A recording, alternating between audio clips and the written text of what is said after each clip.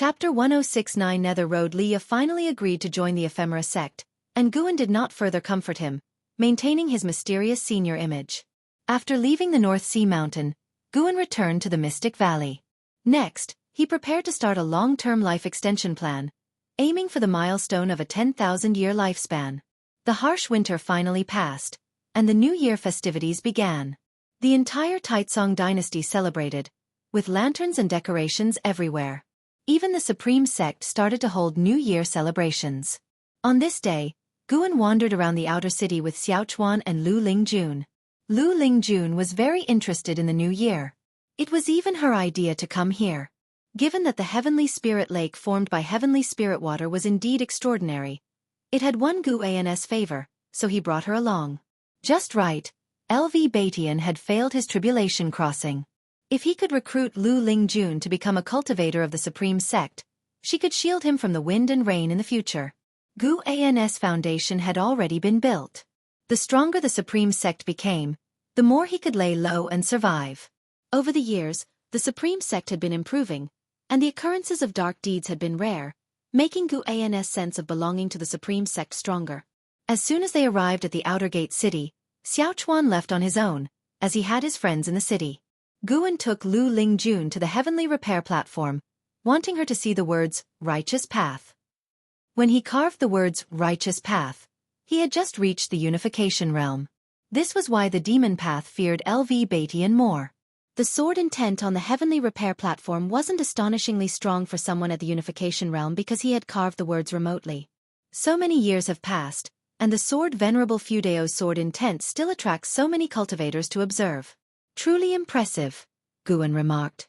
Lu Lingjun had seen the words Righteous Path when she first arrived at the Supreme Sect, and she nodded, saying, Indeed, impressive. In the world she came from, she had never seen such strong sword intent, which also made her full of expectations for the Supreme Sect.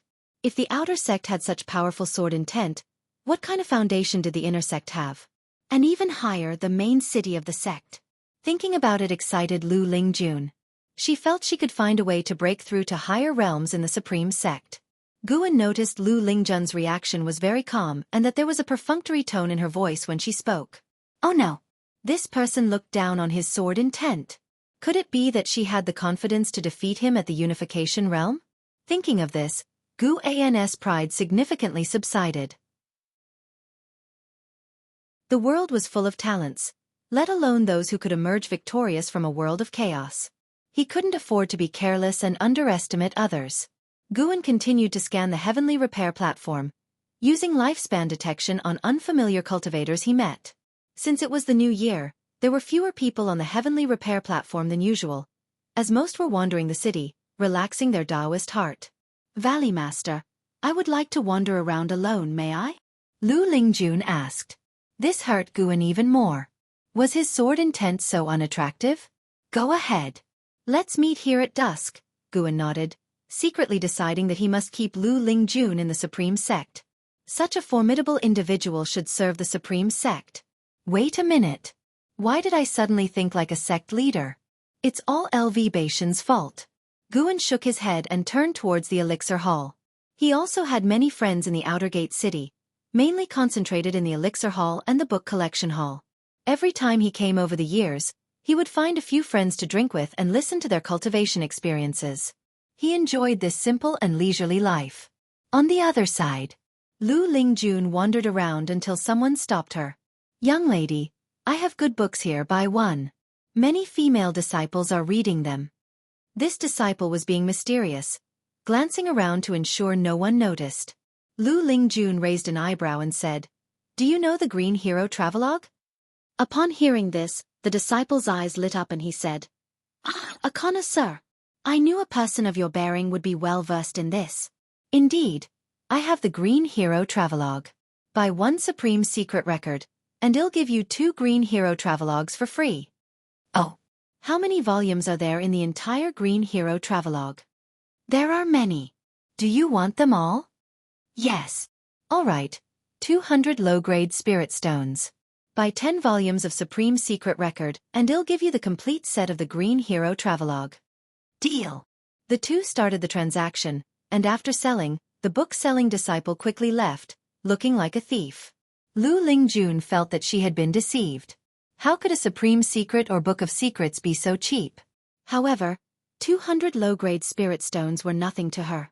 She put all the books into her storage bag and planned to read them back in the valley. When she arrived at the elixir hall, Guan saw a familiar person.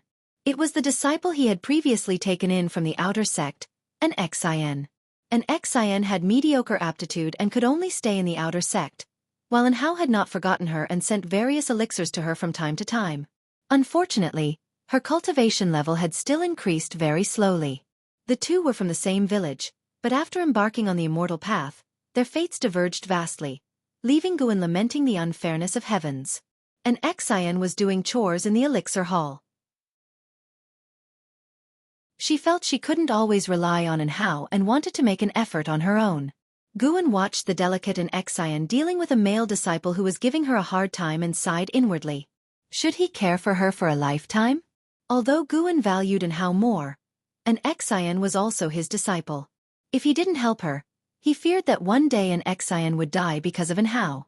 As the cultivation level rose higher, An Hao's enemies would only increase and would eventually target An Hao's soft spot, which was An Xian. Thinking of this, Guan walked up to An Xian. The male disciple, seeing Guan approach, quickly smiled and saluted. In the elixir hall, Guan's status was not low. After all, he came here every month, and the disciples who frequently visited the elixir hall knew that he had a close relationship with the elders of the hall. After sending off the male disciple, Guan looked at An Xian. "Valley Master Gu, what can I do for you?" An Xian asked nervously. She knew better than the outer sect disciples about Guan's status, as he was someone who could have casual conversations with the sect leader. Previously, when LV Batian had brought An Hao to visit Guan during an event, An Hao had also brought An Xian to the Third Medicine Valley, so they had met. Although Guan had not talked to An Xian at that time, she remembered him vividly. "Your name is An Xian, right? Why don't you come to the Third Medicine Valley? After all, it's just chores.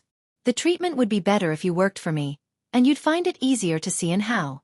"I'm quite familiar with your senior brother," Guan said with a smile. An Xian hesitated upon hearing this. Guan saw through her thoughts and said earnestly, "Self-reliance is good, but there's no need to make it harder for yourself intentionally. If it's good for you and An Hao, why hesitate?"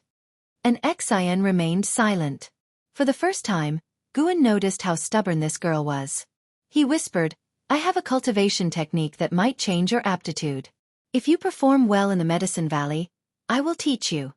He was referring to the Taoist expansion skill given to him by Wuxin, accumulating spiritual energy and suppressing the cultivation level, waiting for a breakthrough to defy fate. Wuxin had spoken highly of it, but it had not been verified yet. Upon hearing this, An Xian was finally tempted. She bit her lip and said, "Thank you, Valley Master Gu. Should I go back and pack now?"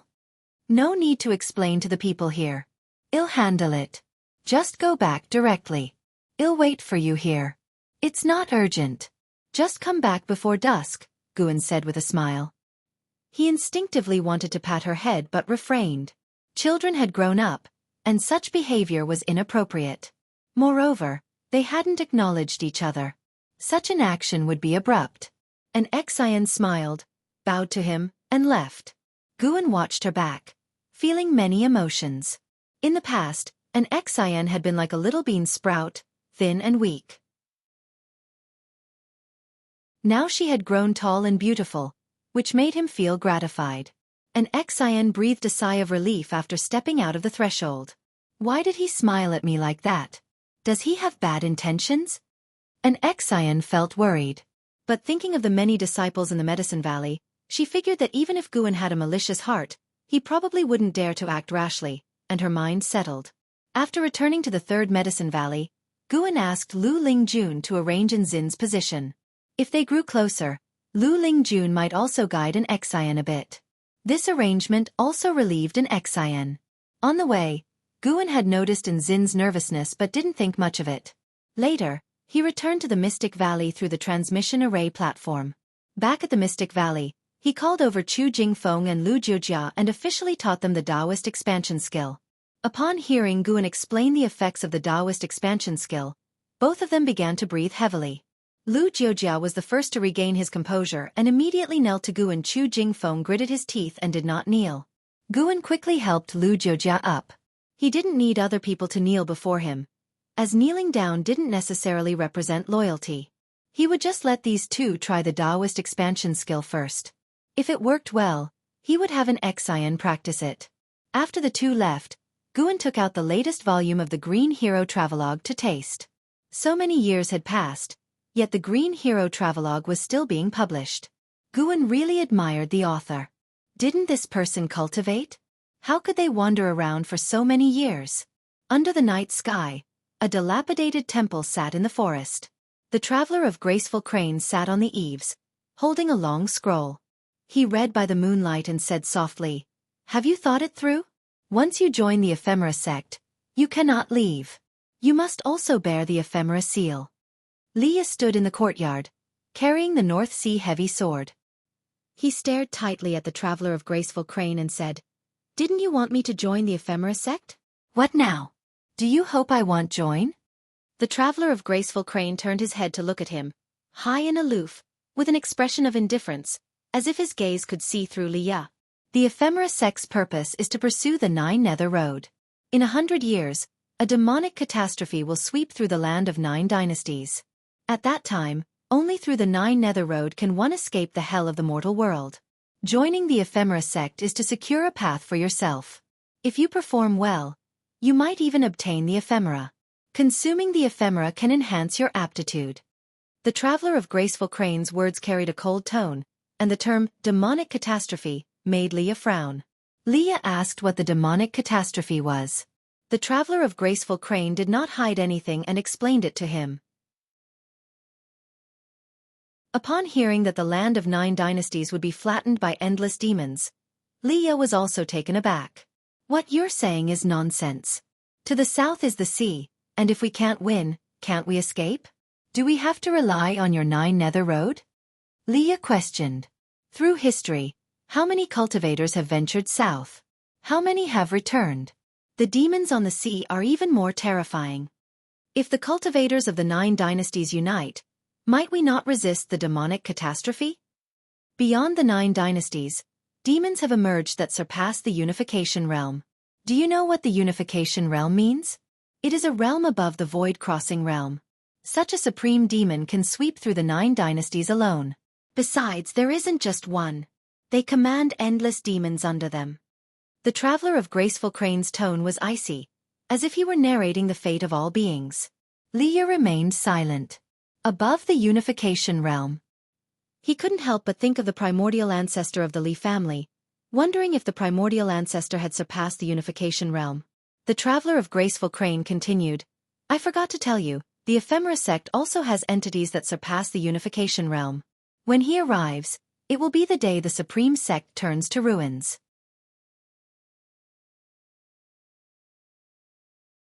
Chapter 107 Holy Land. Death of the sect hierarch Xuan did not know what Leah had gone through. Every few days, he would use his divine sense to search the Taicang dynasty. Leah was currently practicing his sword techniques at the borderlands of the Taicang dynasty, with an additional soul within his body. It appeared that the graceful crane traveler had not lied to him. Next, he would wait for the ephemera sect to gather, and then wipe them out in one swoop. Ever since Xuan had destroyed the ephemera tree, the ephemera sect had remained active, as if unaffected. It was apparent that there was more than one ephemera tree. The true enemy of the supreme sect was not the present ephemera sect, but the upcoming great cultivators of the ephemera sect main lineage. Xuan prepared to find an opportunity to elevate his cultivation to the 9th layer of the Mahayana realm. The gap between each minor realm was significant, especially in the higher realms. After the new year, everything returned to normal. Lu Lingju no longer came to see Xuan. She worked daily, and in the evenings, she cultivated under the mystic pure tree. When Xuan looked at her, he felt that she did not want to meet his gaze. Perhaps it was just his illusion. An Xuan quickly adapted to life in the 3rd Medicine Valley. With such a valley master, the disciples of the Medicine Valley were all kind-hearted. The people here did not prioritize cultivation, which made her feel quite relaxed. Spring passed and summer came. On this day, Xuan turned 61 years old. Today, Tang Yu came to receive a foundation establishment pill from Xuan. The entire Medicine Valley was bustling with excitement. Tang Yu represented their future. They seemed to see themselves breaking through to the foundation establishment stage. This also made Lu Lingjun rarely glance at Xuan a few times, while an Xian completely let down her guard. She felt that she had misunderstood Xuan. Xuan was indeed a good person. Xuan was not only good to his disciples. He spoke gently and never swore. He almost never wore a stern face and always smiled, giving people a sense of warmth. Sending off the disciples meant it was time to recruit new ones. Xuan still let Xuan handle the recruiting, as it was a way to increase Xuan's authority. At noon, Ji Xiaoyu came to visit Xuan. This top-ranking genius continued to cultivate her mind within the Medicine Valley, but they rarely interacted with the servant disciples, keeping their distance. I am preparing to leave and participate in the Holy Land assessment, Ji Xiaoyu said softly after sitting down. Holy Land? As Xuan poured her tea, he curiously asked, what kind of force is the Holy Land, and where is it located? Ji Xiaoyu replied, the Holy Land is the oldest force on this continent, with a heritage spanning 10,000 years, located beyond the 9 dynasties. They do not concern themselves with worldly matters nor participate in any conflicts. Every 100 years, they recruit disciples. After training in the Holy Land, one must leave after a maximum of 100 years. How long one can stay depends entirely on their fortune. The Ji family rose to prominence because of the Holy Land's heritage. Upon hearing this, Xuan became even more curious and asked, what does the Holy Land seek that they do not retain anyone? Ji Xiaoyu shook her head. No one knows. Even the elders who have been to the Holy Land rarely speak of it. They only say that entering the Holy Land offers a chance to seek the immortal path. How mysterious. I heard that a great demon catastrophe will occur in 100 years' time. Why does the Holy Land not take action? Xuan continued to inquire. Ji Xiaoyu picked up her tea bowl and said, actually, a great demon catastrophe occurred even before the 9 dynasties. During that time, the continent was dominated by demons, and humans were barely surviving, raised as livestock by the demons and ghosts. Even then, the Holy Land did not intervene. Despite the absence of the Holy Land's intervention, humanity eventually rose, establishing the 9 dynasties. The elders of our clan say that the Holy Land has seen through worldly affairs. They do not care about the safety of individuals in a single lifetime but focus on the perpetual existence of the immortal cultivation Taoist tradition. Upon hearing this, Xuan's perception of the Holy Land changed. It appeared that the Holy Land was indeed transcendent from the mundane world. He then stopped asking questions and instead wished Ji Xiaoyu success in her Holy Land assessment, hoping for smooth sailing. Ji Xiaoyu did not stay long, as she had to leave today. Xuan escorted her downstairs and watched her leave. As Lu Lingjun walked by, she curiously asked, Valley Master, who is that girl? She seems quite extraordinary. She had long noticed the 10 geniuses cultivating their minds in the Medicine Valley. Upon learning that these individuals were arranged by the sect leader and personally taught by Xuan, her view of him had changed. Among the 10, the one who piqued her interest the most was Ji Xiaoyu. She could sense the aura of the primordial Taoist talisman and even had an impulse to seize it, but she restrained herself. A true disciple of the sect and a lady from the Ji family, named Ji Xiaoyu. She is one of the top geniuses in the sect, Xuan introduced her. Indeed top-ranking, among the cultivators, with someone of higher lifespan than Ji Xiaoyu being only in Hao. And Hao had successfully achieved core formation and was rumored to have become a legend within the inner sect, unrivaled by anyone. Guyu even compared him to the true inheritor who was training outside.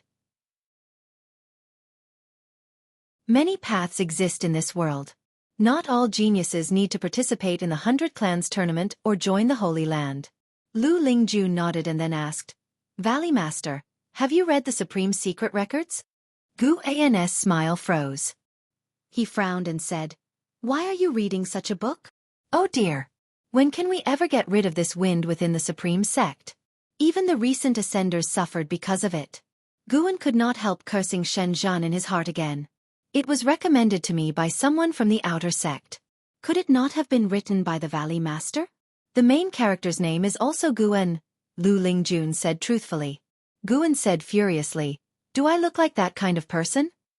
Indeed you do not, so I wanted to ask, she said with a smile. feeling much more at ease as her suspicions dissolved, making Guan much more agreeable. She had held back for a long time, and today she finally could not resist asking. Next time I must investigate the book collection hall. Their oversight is inadequate, allowing such books to be sold. You should destroy that book, Guan said sternly. Lu Lingjun rarely saw him so serious, and inexplicably she felt happy. She asked with a smile, Valley Master, do you think the Supreme Secret Records is better, or is the Green Hero Travelogue better? These words stunned Guan. Lu Lingjun did not wait for his answer, turned, and left. Guan watched her back, wanting to say something, but in the end, it turned into a sigh. His reputation was ruined. He shook his head and turned towards the pavilion, simultaneously pulling out the Green Hero Travelogue from his sleeve.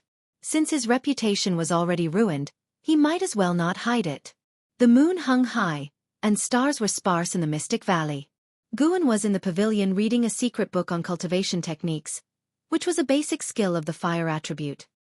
He had previously bought cultivation techniques of other attributes from the inner sect because seemingly no 5-element skill existed, so he planned to comprehend it himself.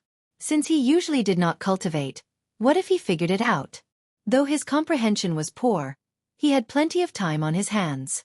Until late at night, Guan suddenly detected an aura entering within 100 miles of the Mystic Valley. A void-crossing realm cultivator. Such a cultivator hiding their aura and approaching the Mystic Valley was not a good sign. Guan did not act immediately, as he suspected someone. Sure enough, after a while, Yang and I walked out of her courtyard and quietly left the Mystic Valley, quickly heading in the direction of the void-crossing realm great cultivator. Eventually, the two met in the woods over 30 miles away. In the dim forest, Yang and I stopped and looked at a figure under a tree in front of her. By the moonlight, she could see that it was a female cultivator. You are a bit slow, Yang and I. Why have you stayed in the outer sect? Did Li Xiandao not arrange for you to enter the inner sect? The female cultivator asked coldly. This female cultivator wore a purple dress, her hair styled into a bun with several jade hairpins inserted. She was graceful with a beautiful face, and even though her eyes were full of coldness, they carried an allure. Yang and I replied. He did not. Li Xiandao directed me to protect an outer sect disciple closely connected to his son, Li Ya. Has Li Xiandao detected your true identity? I believe not, otherwise he would not have placed me with Li Ya. The ephemera tree was destroyed by a mysterious cultivator, and even the sect hierarch was killed. It was likely the work of a great cultivator from the Supreme Sect. You must find a way to investigate whether the Supreme Sect has any other cultivators above the 5th layer of the Unification Realm besides the sect leader. Above the 5th layer of the Unification Realm. Yang and I was taken aback and quickly said, with my cultivation level, how could I come into contact with someone from the Unification Realm? Based on the information from our contacts in the Hall of Elders, LV Batian has already failed to cross his tribulation, so he could not be the one who killed the sect hierarch. Such mystery leads us to suspect that it might be Sword Venerable Fudao. Since Sword Venerable Fudao became famous, our sect has been investigating him. After ruling out all possibilities, we can only speculate that Sword Venerable Fudao is a cultivator hiding his true cultivation level, possibly concealed in the outer sect where the heavenly repair platform is located. The purple-dressed woman's words made Yang and I frown. Of course, Sword Venerable Fudao is just a guess. Anyway, you need to find a way to investigate the outer sect. Yang and I, upon hearing this, could not help but say, I've been growing ephemera flowers and cannot leave. Cannot leave. The purple-dressed woman hesitated before she released her divine sense to probe the distant Mystic Valley. A few breaths later she scoffed. That boy does have a good appearance. Yang Nis' expression changed.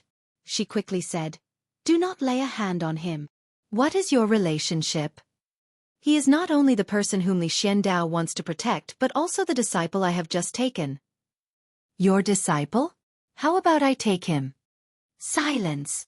Yang and I was furious, immediately taking out her treasure sword.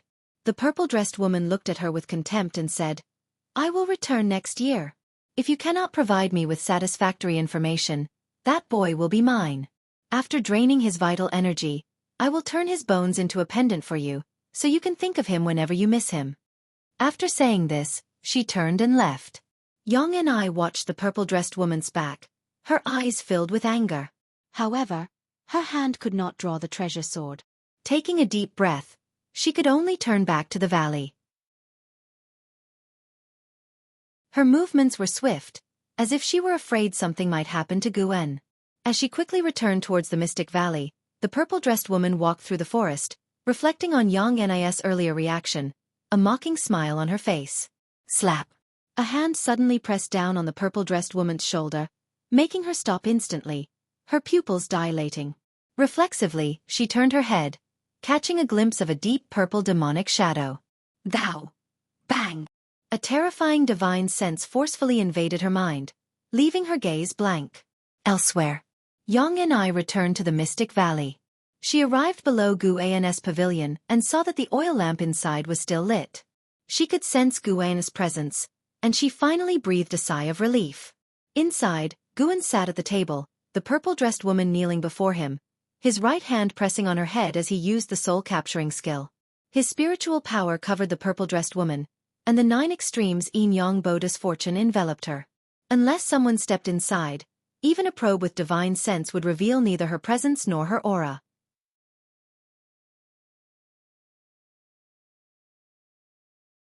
Chapter 108. Why are you forcing me? Xuan originally just wanted to eavesdrop, but the woman in the purple dress used her divine sense to detect him and even showed hostility, implying that she wanted to tear him to pieces. Can this be tolerated? Xuan caught her directly. Before killing her, he first investigated the internal information of the ephemera sect. The woman's identity was obviously not simple, and he might get some useful information. The woman in the purple dress was named Xuan, previously an elder of the Thousand Autumn Pavilion. She joined the ephemera sect 200 years ago, and after the ephemera sect's defeat, she had been lurking within the Thousand Autumn Pavilion. Yang Ni was personally recruited by her. Yang Ni joined the sect because Xuan promised to help her find the murderer of her sister. Xuan's purpose in recruiting Yang Ni was to monitor Li Xiandao and Li Ya. Xuan felt that Li Ya, who had inherited the heavenly residence sword, might become the crown prince, so she first had Yang Ni monitor this father and son pair, waiting for the ephemera sect's resurgence. Yang Ni didn't completely trust Xuan. She just wanted an additional channel to find the truth. Little did she know, the person who killed her sister was Xuan herself. The power structure of the ephemera sect was very complex, with many branches. Every void-crossing realm elder was working to establish their own achievements. As long as their contributions were significant, they could walk the 9 Nether Road, seeking the immortal path. Xuan had only heard of the 9 Nether Road, never seen it. It was said that the 9 Nether Road could cross the ocean to another continent. The 9 Nether Road was the yin-yang path opened by the ephemera sect, passing through a ghostly realm where yin and yang intersected, filled with evil ghosts and extreme danger, but also full of opportunities.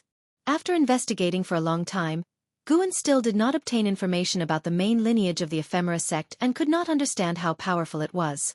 When he withdrew his divine sense, an hour had already passed. He looked down at Xuan's alluring face, his eyes full of disdain. When he used the soul-capturing skill earlier, he saw many unspeakable scenes. A demon cultivator is just a demon cultivator. Xuan immediately ended Xuan's life, then burned her body to ashes. This great cultivator of the void-crossing realm died silently. She contributed decades of lifespan to Xuan, which was passable. Afterward, Xuan began to inventory her 2 storage rings. Meanwhile, Yang Ni was in her room, still unable to calm her mind and cultivate. Xuan's threats kept surfacing in her mind. Thinking about how Xuan got involved because of her, she felt guilty. It wasn't that she had special feelings for Xuan. It's just that after so many years together, their relationship had grown closer. Thinking that such a good-natured junior might be persecuted because of her made her uneasy. By dawn, Lu Jiujia called the disciples out for exercise, and Xuan went downstairs. The plan for a day lies in the morning. Yang Ni, it's time to come out and practice. Xuan went outside Yang Ni's courtyard and shouted. Yang Ni quickly came out, only nodding slightly to Xuan as if nothing had happened the previous night. Xuan didn't say much, but he felt slightly relieved that Yang Ni dared to draw her sword when threatened by Xuan the night before. Later on, I'll assign her more land to plant more flowers and plants. Ever since that night with Xuan, Yang Ni went to the outer sect every 2 days, under the pretext of looking for high-rank seed. Guan's routine remained undisturbed, still traveling between the 3 medicine valleys. At the end of summer, Guan arrived at Tian Valley. Luo Hun and Yi Lu Yun had gone out, taking 3 monkey demons with them, leaving only Xian in the Medicine Valley. A great cultivator's cave was discovered thousands of miles away, with many heavenly materials and earthly treasures. Yi Lu Yun took them to fetch them and won't be back for a few days. Xian came to Guan and explained. His gaze was fixed on Guan, burning brightly. Guan nodded slightly, then turned to walk toward the garden. Who are you really, Guan? Xian's voice came from behind, his tone different from usual, carrying intense hostility. Guan stopped and turned to look at Xian, smiling. What kind of deity am I? I'm just an ordinary cultivator who loves planting. This guy wasn't acting right. Why did it feel like he had changed? Could it be that another remnant soul in his body had taken control? Guan wondered, confused. Xian sneered, his face becoming ferocious. I only taught you a few times, yet your mastery of Mystic Tortoise Surging Wave Palm has already surpassed my 10 years of hard practice. Guan raised an eyebrow. He didn't expect that holding back intentionally would still be noticed by Xian. This was troublesome. Xian took a step forward. The aura of Core Formation Realm 9th layer erupted, lifting the fallen leaves on the ground like a tornado rising into the sky, creating a grand scene. Though it was the 9th layer of the Core Formation Realm cultivation level, it could already match the aura of the lower nascent soul realm. As expected of the Supreme Sect's former number 1 genius. I discovered that cave long ago, calculated the day you would come and sent them away in advance. Today, let's have a showdown. Xian sneered. His right palm began to accumulate spiritual power, the space under his palm fluctuating violently like surging waves. Guan raised his hand and said, Don't mess around, I really am not a genius, why target me? I have no threat to you. If you mess around, I'll have to kill you. Xian licked his lips and said, Don't worry, I won't kill you, I just want to test your depth. If you continue to hide your strength, you'll suffer the same fate as Li Ya. At this remark, Guan's gaze turned cold. Try my Mystic Tortoise Surging Wave Palm. Xian shouted, striking out with a palm. The palm wind swept out, shaking heaven and earth, and the wild wind rose from the ground, bringing overwhelming pressure toward Guan, lifting the grass of the lawn, and filling the air with dust. Boom! The palm wind of the Mystic Tortoise Surging Wave Palm soared into the sky, forming a nearly 100-jong-high airwave wall, spectacular beyond compare. Xian's smile froze. Looking in the direction of his gaze, Guan stood still behind the airwave, his palm power forcibly blocked. The medicinal herbs in all the gardens behind Guan swayed in the wind but remained in the soil, untouched. At this moment, Guan's face was expressionless, and his entire temperament suddenly changed, making Xian feel unfamiliar. You! Xian trembled in his voice, seeing Guan step toward him. With just one step, Guan crossed several zhong, arriving in front of him. Boom! Xian's aura was directly dispersed. The terrifying power made him fall back, sitting paralyzed on the ground, without the demeanor of the top of the hidden dragon list. Guan raised his right hand, looking down at him, his palm facing his head. Xian was horrified to find himself unable to move, suppressed by an overwhelming spiritual power he could not resist. Divinity transformation. Xian gritted his teeth. His judgment was correct. Guan indeed suppressed his realm at the divinity transformation realm, enough to overshadow him easily.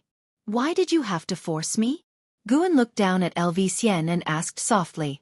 The murderous intent in his eyes became tangible, making Xian feel the breath of death. His expressionless face was so terrifying that Xian had never seen such a frightening expression. Wait!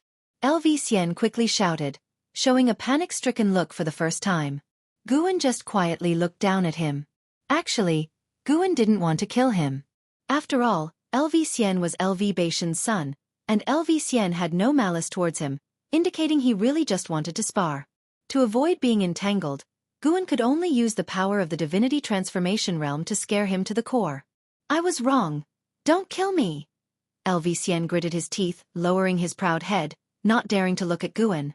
He was still paralyzed on the ground, unable to get up, and felt humiliated in this posture. But you've exposed my real cultivation level, and I'll definitely face endless trouble in the future. This makes me very troubled. I just want to plant my plants in peace. Why do you have to force me, why? Guan said coldly by the end. His voice sounded like a low roar, his features contorting as if he were about to go insane. Xuan looked up, frightened by his hysterical expression, and quickly said, I will never tell. I swear. I promise. Guan's right hand began to gather spiritual power, the terrifying power of the divinity transformation realm making Xuan shiver with fear. Wait. I know the whereabouts of an 8th-rank spirit flower. This flower has been maturing for hundreds of years and hasn't turned into a spirit yet. Don't you love planting flowers? You can go get it.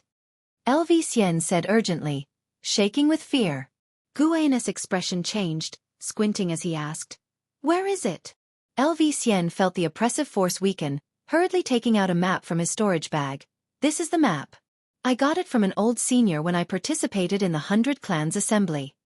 Guan took the map, glanced at it briefly, then put it into his storage bag. He looked back at Xuan frowning. Will you really not tell anyone? If I reveal your cultivation level, I'll suffer inner demon invasion during tribulation crossing and perish. Xuan immediately swore. Hearing this, Guan retracted his aura, his cultivation level returning to the Foundation Establishment realm. The flowers in the Medicine Valley stopped swaying, and Xuan breathed a sigh of relief, sweating profusely and panting heavily. Guan returned to his usual gentle expression. He pulled Xuan up, patted the dust off him. Brother LV, pardon the offense. Promise me, don't make such jokes next time. It's not funny. Hearing this, Xuan forced a smile. Then, Guan turned and left, heading for the garden. Watching his back, Xuan remained silent for a long time. Half an hour later, Guan greeted Xuan before leaving. Xuan sat on the lawn, staring at the sun in the sky, dazed. Day turned to night, and for 2 consecutive days and nights, he did not get up. Until Luo Hun, Lu Yun, and the 3 monkey demons returned, chatting and laughing, obviously having had a great haul. Lu Yun saw Xuan sitting dazed on the ground, smiled and asked, Xuan, why aren't you cultivating? Xuan's body trembled slightly. He turned to Lu Yun and asked, Do you think I can achieve divinity transformation before 100? He knew Guan's age because Guan was about the same age as Li Ya. If you hadn't wasted time before, you could definitely reach divinity transformation before 100. Unfortunately, you're already 90. It's hard to go from the 9th layer of the core formation realm to the 1st layer of the divinity transformation realm in 10 years. Lu Yun shook his head and said. Luo Hun suggested. His Majesty values you so highly. Just ask, and he'll provide you with a large amount of elixir. Xuan remained silent. He fell into self-doubt, wondering if he really was not a genius.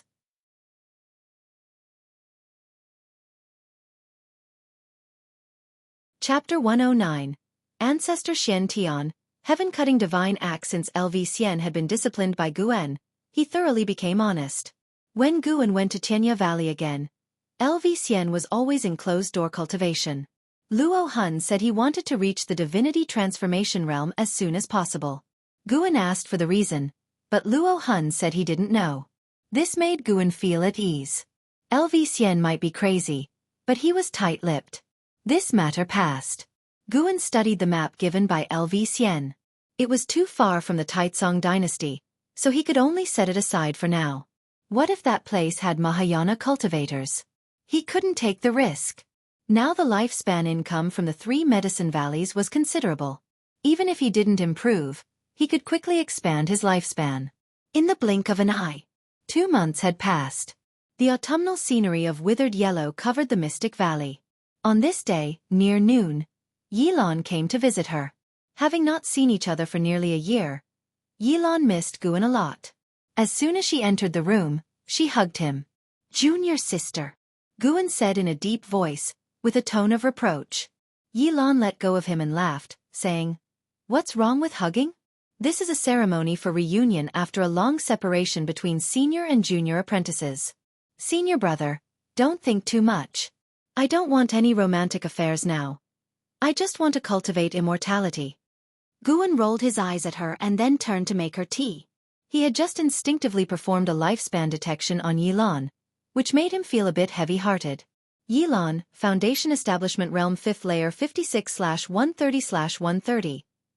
The regular lifespan for the Foundation Establishment Realm exceeded 200, but Yilan's Foundation Establishment was built up with Guan's elixirs, so it had already reached its limit. What would happen when Yilan reached the age of 130? Would it be celestial decline and sudden death, or demonic possession, causing qi blood to attack the heart? Guan sighed inwardly and decided to teach Yilan the Taoist expansion skill. With 74 years left, perhaps it could be effective. The Taoist expansion skill was a process of accumulating spiritual power. Guan had a bold idea. What would happen when practicing the Taoist expansion skill while frantically consuming spirit energy elixirs? Yilan didn't know what her senior brother was thinking and began to narrate what she had seen and heard during her recent outing. The law enforcement hall went out to protect the Crown Prince Li Dai. The enemies were from the Ephemera sect. Over the past half-year, she had experienced 7 or 8 battles and survived without danger. Guan had known about this for a long time because he occasionally used his divine sense to check on her. The disciples of the law enforcement hall were basically scouts. The real fighters were several nascent soul realm cultivators. Senior brother, the reason we were able to come back was that a void-crossing realm great cultivator came to protect the Crown Prince. Above the nascent soul realm is the divinity transformation, and above the divinity transformation is the void-crossing realm. That senior was amazing. He killed the Ephemera sect's demon cultivator in the divinity transformation realm with one palm. At that time, we all thought we were doomed, but it turned out the Crown Prince had such a master behind him. They say he is not even a cultivator of the supreme sect. Yilan seemed very excited when she talked about the great cultivator in the void-crossing realm. Guan raised an eyebrow, pretending to be shocked. That powerful? How old is he? It said he's already 900 years old. Yilan said this while carefully observing Guan's expression. She once suspected Guan was Sword Venerable Fudao. During the outer sect chaos, her white spirit sword sensed the Qinghong sword. The words righteous path carved on the heavenly repair platform were also made by the Qinghong sword. However, after her research, she learned that Sword Venerable Fudao was at least a cultivation beyond the divinity transformation realm, which made her a bit hesitant. She had grown up with Guan and knew his age. A void-crossing realm in his tens of years? That was unheard of in the immortal cultivation world. Moreover, Guan never admitted that he was Sword Venerable Fudao, so she suspected he might be a disciple of Sword Venerable Fudao. Regardless of the situation, Yilan felt that she was unworthy of her senior brother.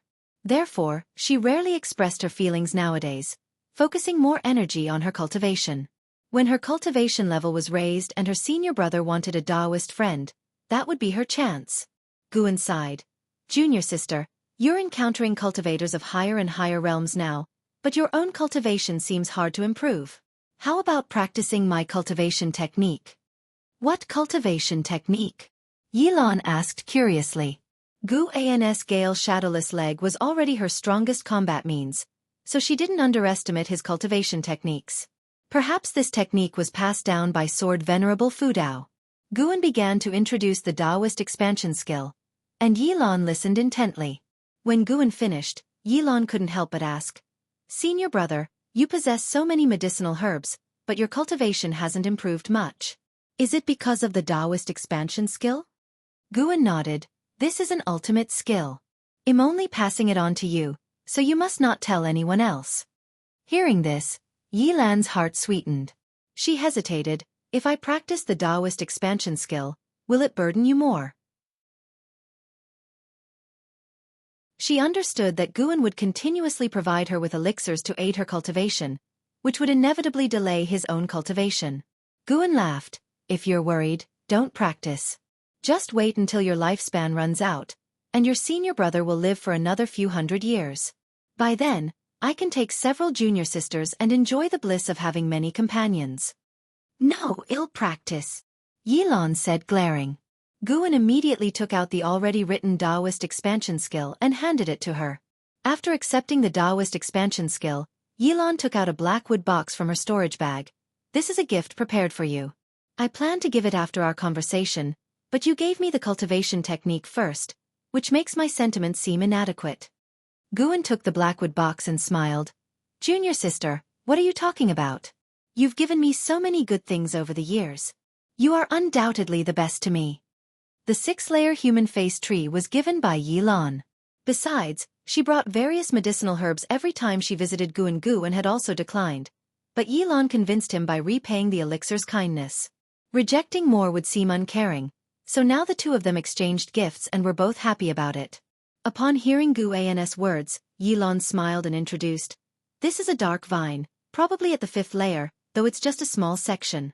It requires planting for a dozen or so years to fully rejuvenate.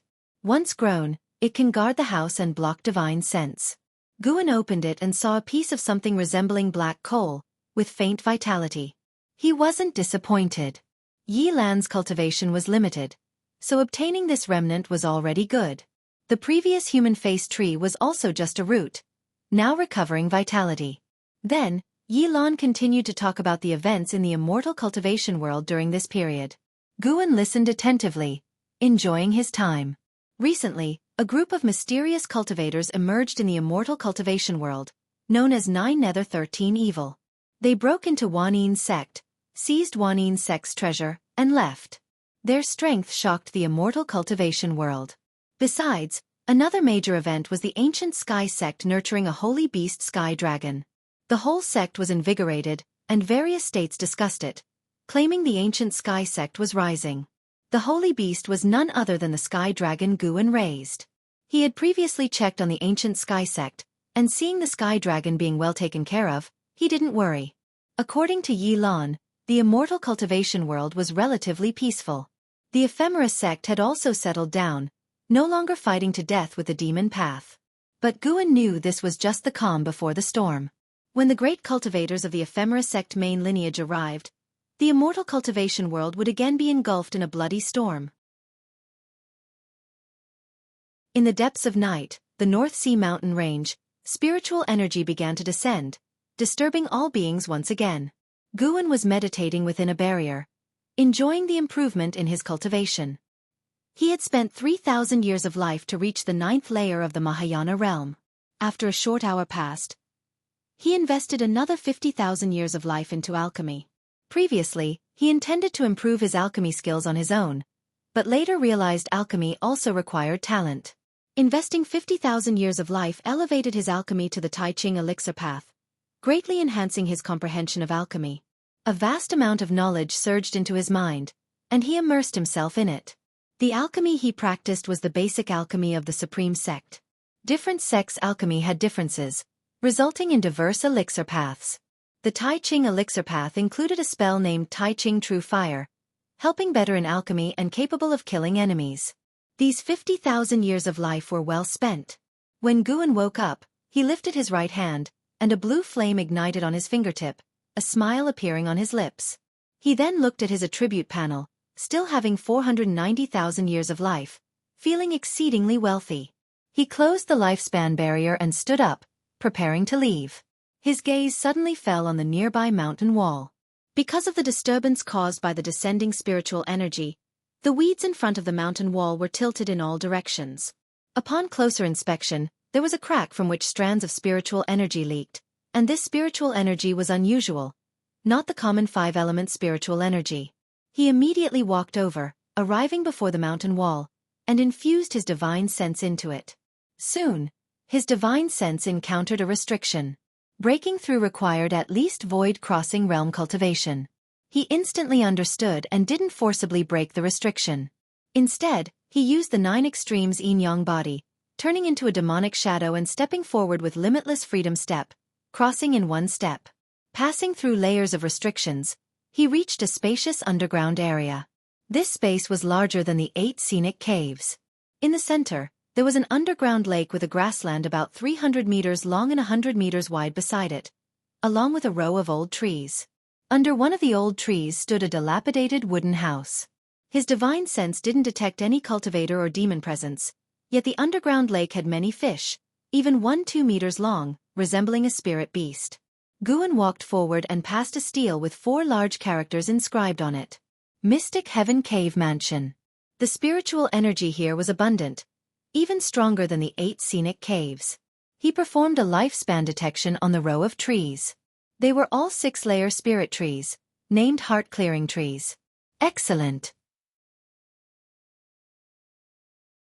Xuan was suddenly delighted. If no one lived here, it could become his 4th Medicine Valley.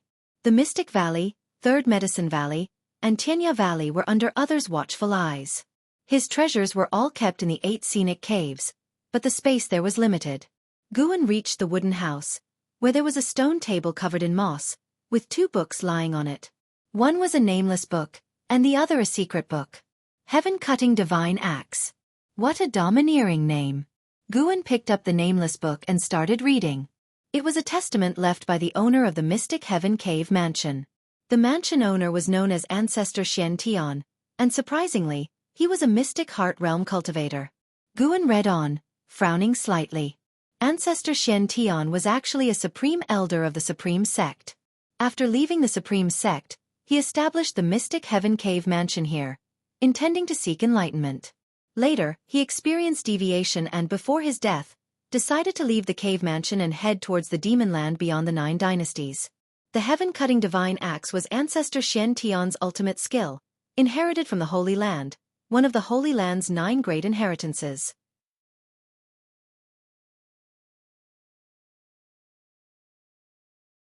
Chapter 110, 9 Styles of Heaven Cutting. The breath from afar, bitterly contemplating for 800 years, swallowing countless elixirs, finally achieving mystic heart realm, but unable to escape the heart demon tribulation at the end of life. I hate. Xuan recited a passage from the nameless book, furrowing his brows. The hatred of Ancestor Tian leaped off the page. It was a hatred towards the heavens. He hated that after achieving mystical heart realm, he was struck by heart demons before he could enjoy it. After reading, Xuan immediately thought of the limit of lifespans. In the vast universe, it seemed like a certain fate bound all beings. The lifespan limit of Ancestor Tian might only have been enough to barely reach the unification realm, but with vast resources, he forcibly achieved the mystic heart realm, yet his lifespan did not extend, ultimately facing heart demons and the calamity of death? The more Xuan thought, the more plausible it seemed. For all beings cultivating to immortality, it was less a struggle against the heavens than a struggle against destiny. Xuan believed that fate could certainly be broken. He himself was the best example. The lifespan limit he perceived might just be a reminder of the existence of fate. Besides his ability to seize lifespans, there must be other opportunities in this world to help break the lifespan limit. He just hadn't found them yet. Because achieving eternal life was so difficult, that's why so many people sacrificed themselves without regret. Let's see if the Taoist expansion skill worked. If it did, he could potentially use part of his lifespan to enhance the Taoist expansion skill. Xuan felt hopeful, because Wuxin's lifespan far exceeded that of others in the same realm. He continued to read further, finding records of Ancestor Tian's life events, from joining the Supreme Sect to competing for the position of sect leader. It read like a novel, with the brief descriptions sparking endless imagination. After finishing the testament, he threw the book into his storage bag, then picked up the Heaven-Cutting Divine Axe secret book to check.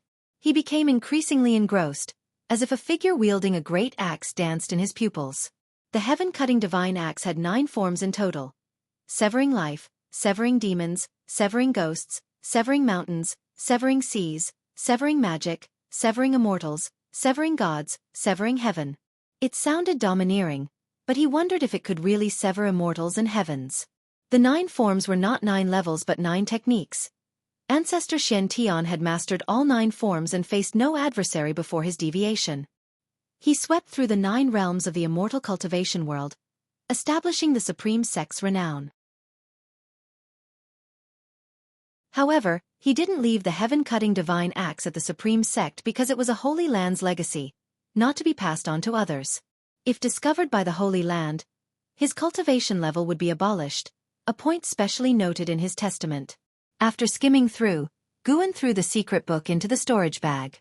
He turned and walked into the dilapidated wooden house. Everything inside was old and worn, the floor covered in weeds, with an axe standing in the center, covered in dust. He walked over to the axe and blew gently, causing the dust to instantly vanish, revealing a black axe.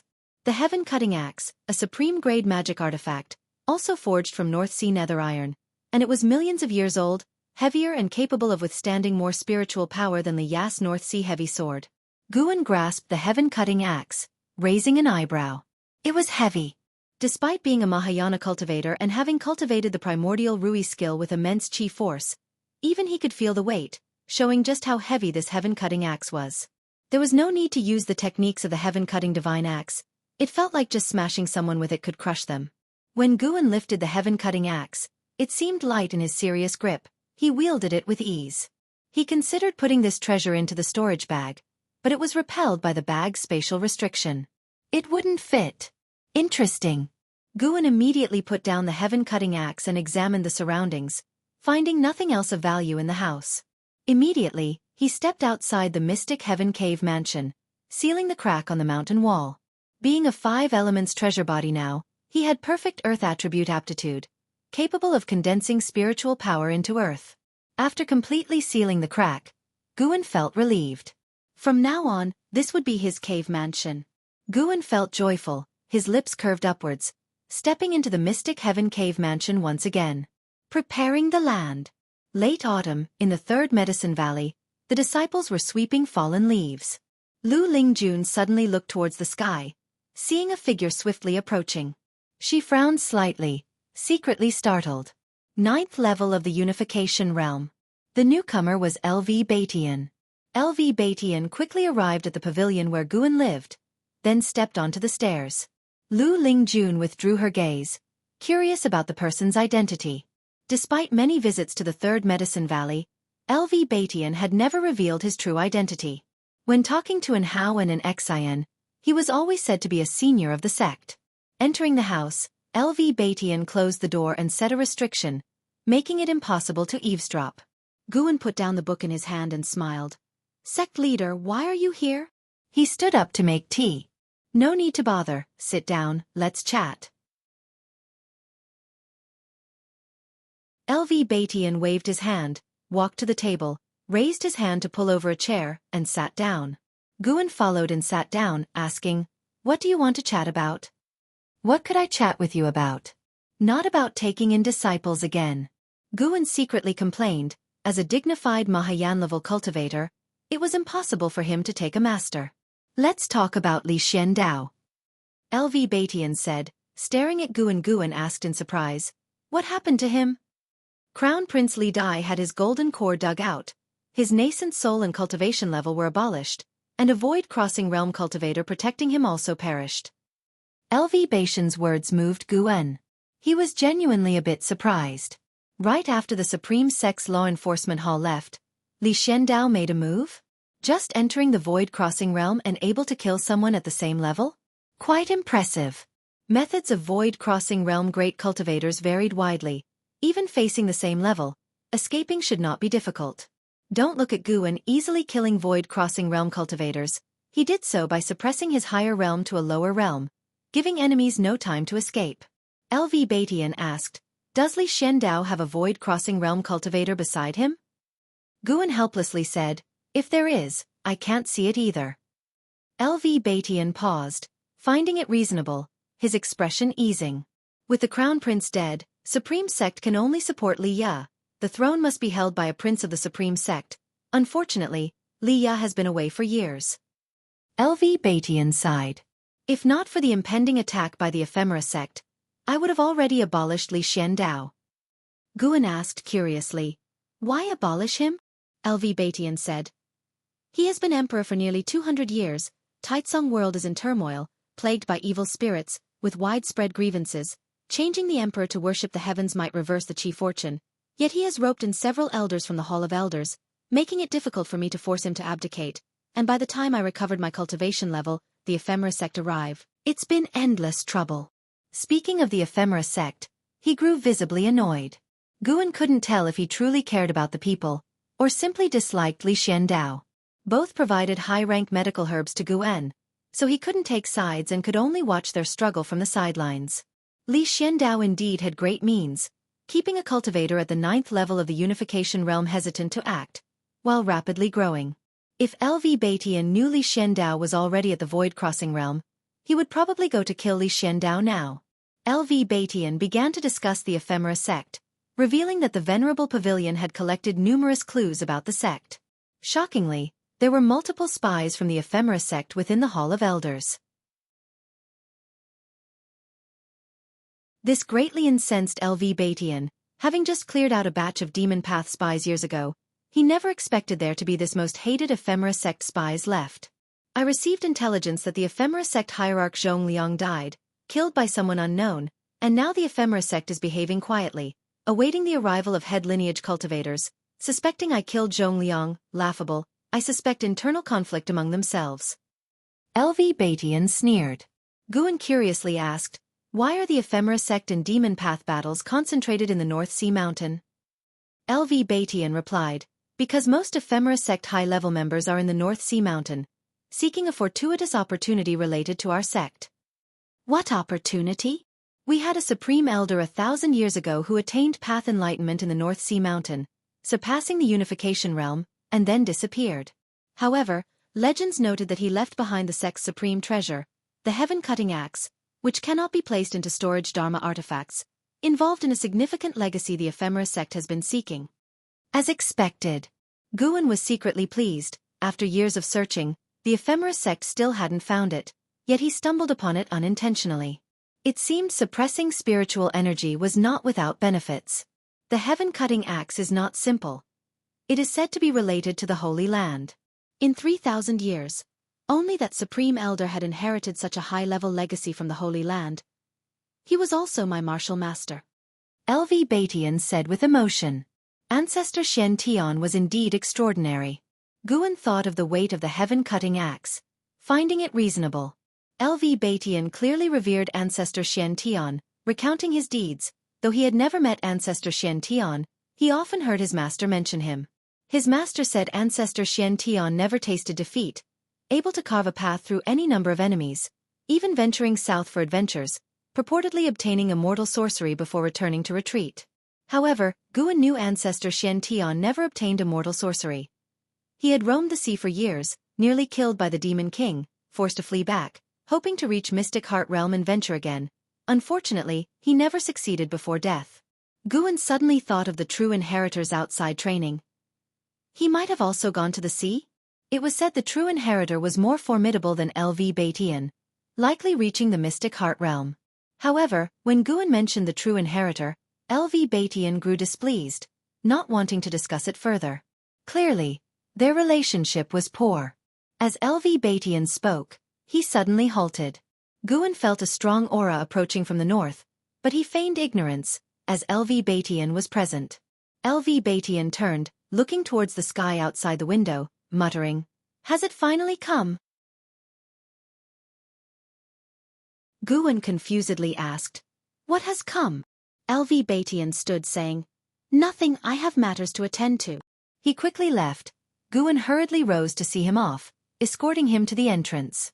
Xuan noticed Lu Lingjun sensing the distant strong aura, frowning deeply. Feeling Xuan's gazes, Lu Lingjun glanced at him, then resumed sweeping. Xuan looked in the direction LV Tian left, wondering, what was the origin of that aura? It didn't feel like a cultivator's aura, it had an indescribable odd feeling.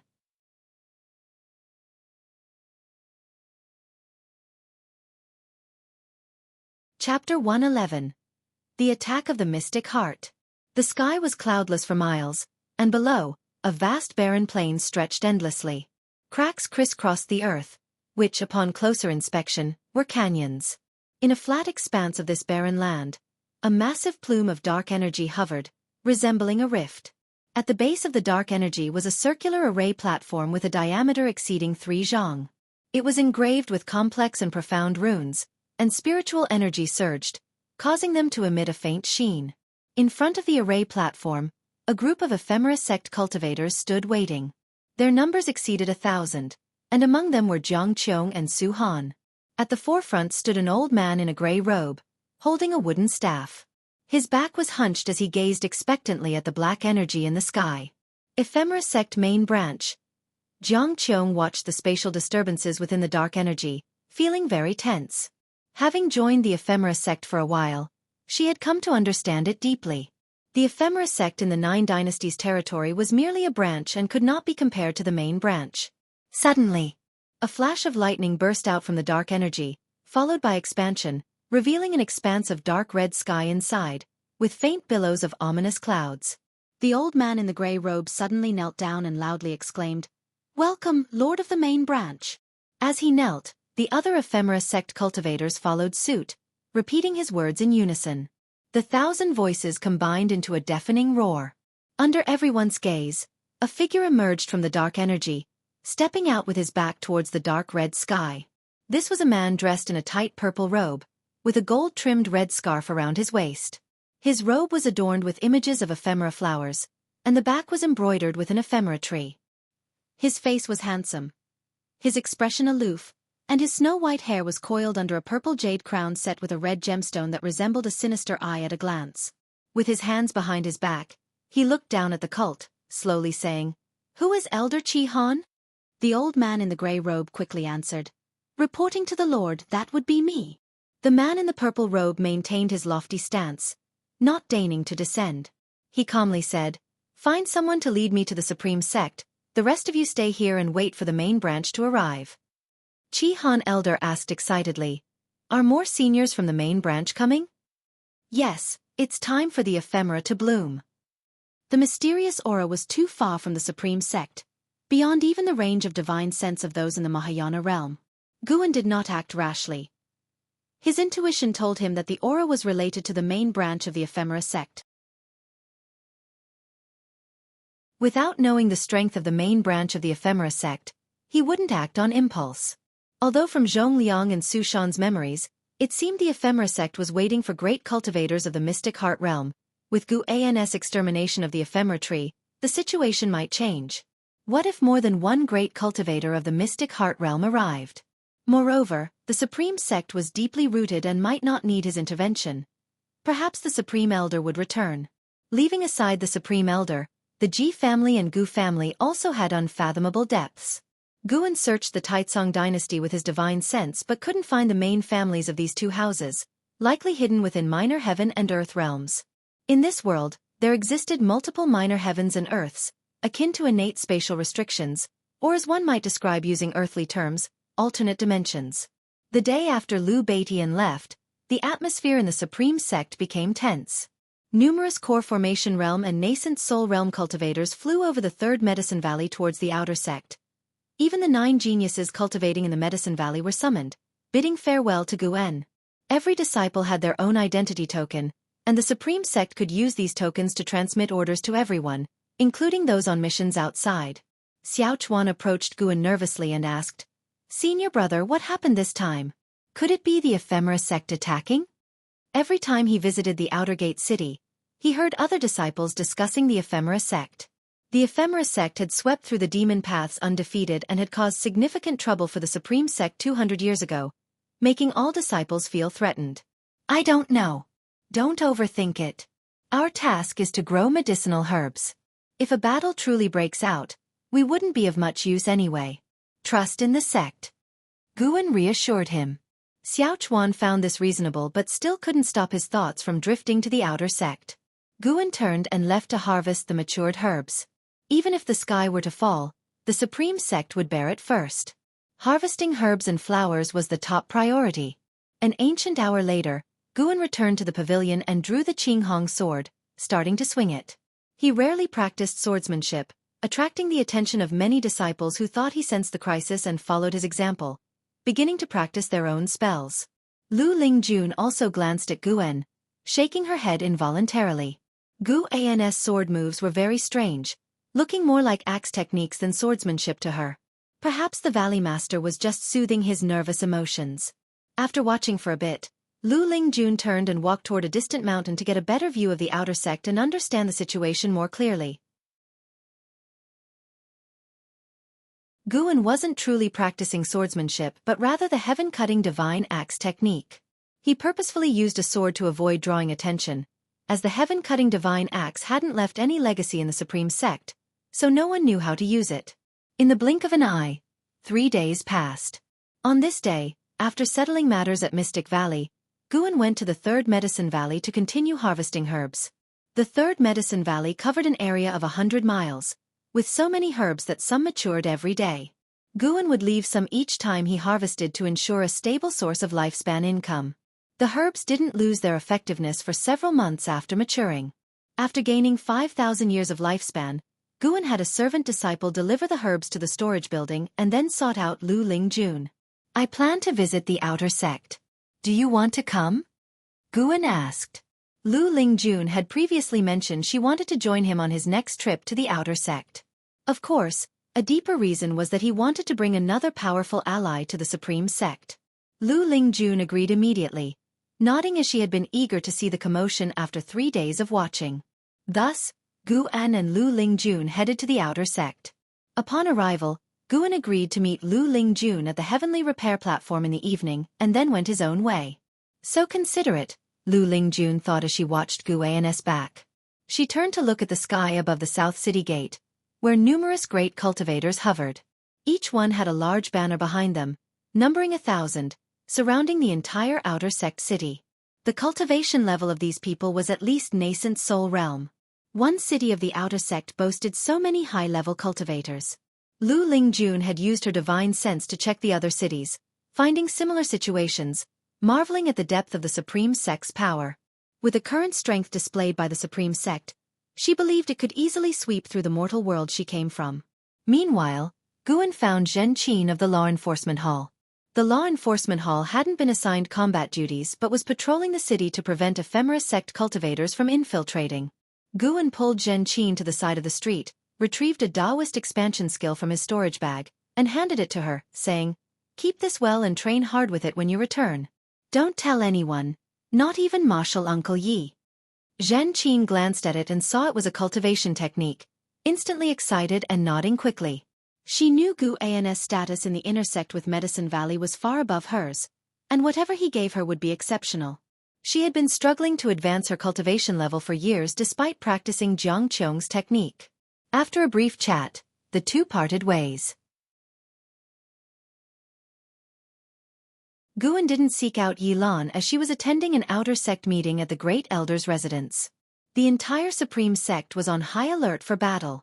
Guan chose this day to visit the outer sect city because he sensed an aura exceeding the unification realm entering the Taicang dynasty, approaching the Supreme Sect. Mystic Heart Realm.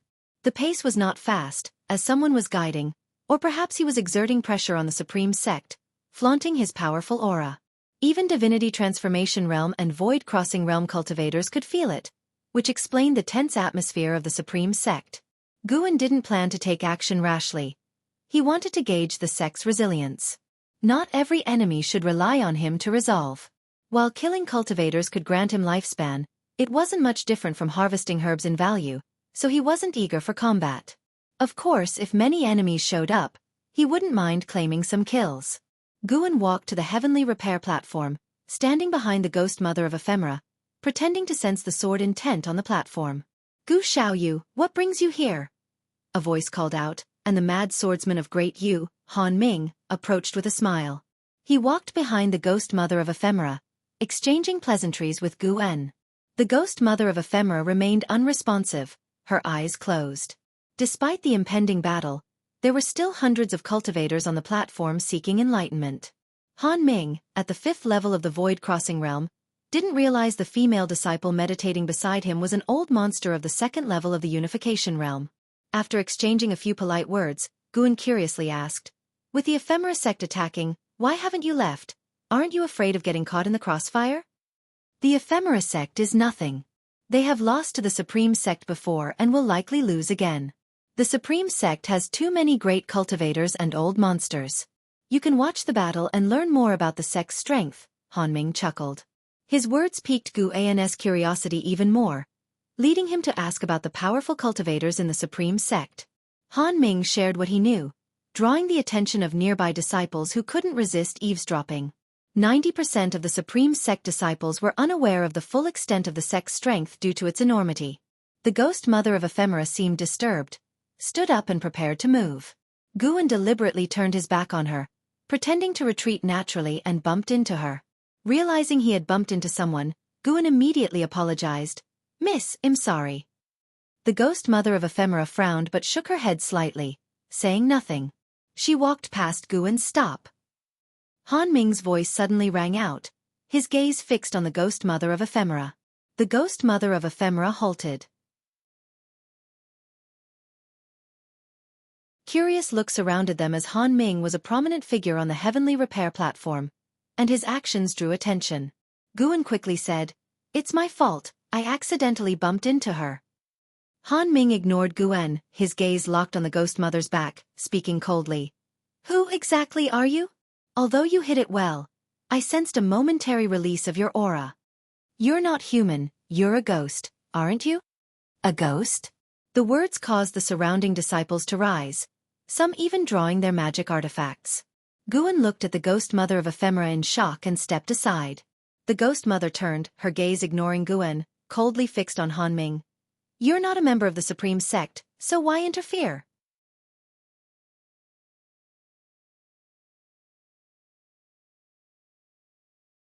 Chapter 112, Unparalleled Battle, Path Enlightenment in the painting.